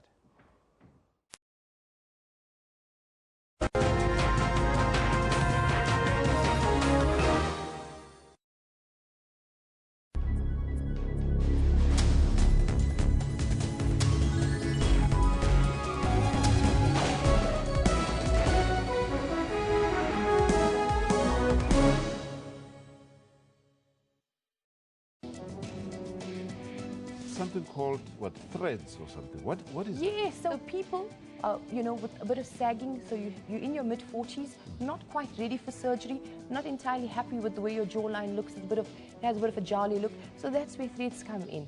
So it's a non-surgical procedure. What causes acne? Common causes of acne are genetics, can be hormonal as well, so that's why you see it normally in sort of your prepubescent or your pubescent teenagers. There can be social causes as well. Varicose veins versus spider veins. Those large, big, tortuous blood vessels that run down your legs, those are varicose veins. They're typically more than 3 to 5 millimeters in size. And then those very thin, fine, thready veins, and they can be a variety of colors, purple, blue, red.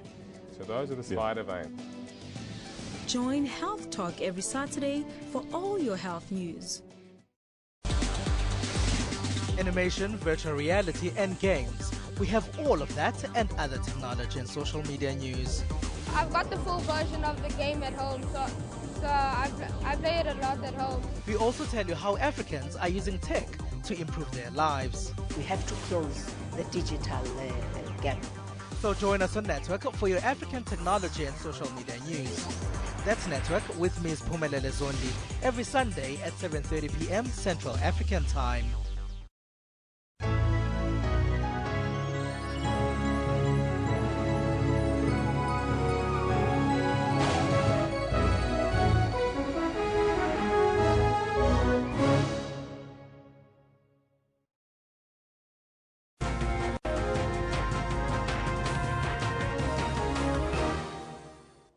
So we welcome you back. My name is Kendall Makamat, and as Elvis said just before the break, it's time for the sports. It's about 20 to 12. And we start off with a story that's definitely doing the rounds on social media as well as across all news channels. Wade van Niekerk made a clean sweep at the 2016 South African Sports Awards event held in Bloemfontein last night.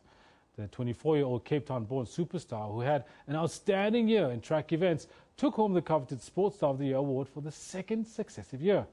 He beat fellow track star Caster Semenya and cricket sensation Kagiso Rabada to the award. He also pocketed 680,000 rands in the process. Well, the Sports Star of the Year for 2016 is Wade van Niekerk. What a year he had. Van Niekerk left all in awe when he set a new 400 meters world record at the Rio Olympic Games by clocking 43.03 seconds, smashing American Michael Johnson's record that stood since 1999. For this feat, he was also named the best male athlete of the 2016 Olympic Games. God is definitely good. I'm really blessed to be standing in front of you guys right now. I'd love to thank the Sports and Recreation and the Minister for the efforts that you've put in for the sports. We definitely see the improvement, and it's amazing to be able to be celebrated the way we are, and it's really something that we all are grateful for. And yeah, thanks so much, guys.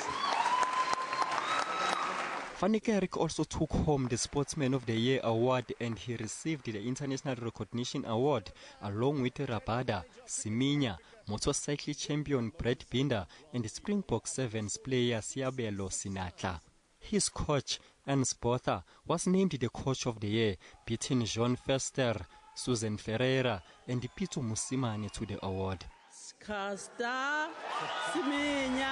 Semenya, who also had a fantastic year and silenced her critics in Rio, won the Sportswoman of the Year award. She says a lot is still to come. They say she talks like a man, she walks like a man, she runs like a man. I would like to thank God for this precious talent. As I don't forget, Mzamo, Hezekiel Sebeng, little brother, for the hard work, he's done for me. Coach Fester, family, friends, the entire South Africa, and the world. Thanks a lot. I really appreciate it. There's still more to come. 14-year-old Ntando Mahlangu, who won silver in the 200 meters T42 event at the Paralympic Games, was named the newcomer of the year. He beat triathlon star Henry Skuman and Binder to the award. Mahlangu, ungela kukusi, mpopolo ngokunalaka, mdlaza abantu, wanda zakhe ziyajavaja. I would just like to say thanks to the nation of South Africa. I would like to say thanks to South Africa. I would like to say thanks to the people of South Africa. And mostly, I would like to say thanks to the people that make my dream come true every day. And lastly, mostly, I would like to say thanks to my family for supporting me. Charles Dutoy and Ilza Hayes won the Sportsman and the Sportswoman of the Year with a disability for their exploits in Rio, while ABSA Premiership and African football champions Mamelodi Sundowns were named the Team of the Year. SABC News' senior sports news reporter and presenter Thabiso Sithole walked away with the Sports Journalist of the Year award. Mduduzi Ndlovu, SABC News. Tell you what, well done to Thabiso Sithole to be mentioned along with all those sporting greats, the Caster Semenya, the Wade for Niekerk, the Ntando Mahlangu. Well done, Thabiso. Now, the 3 series whitewash down under was not to be. Try as they might, the Proteas fell just short of that rare achievement, besting Australia in that 3 series straight test in their own backyard. The last test, played under lights in a day-night contest over 4 days with a pink ball, was won by a desperate Australia, who had to make the drastic decision of making 6 changes to its playing 11. History was averted and made. No 3-0 for the visitors, but the winning runs for the first time in 136 years were made with 2 debutants at the crease, Matt Renshaw and Peter Handscomb.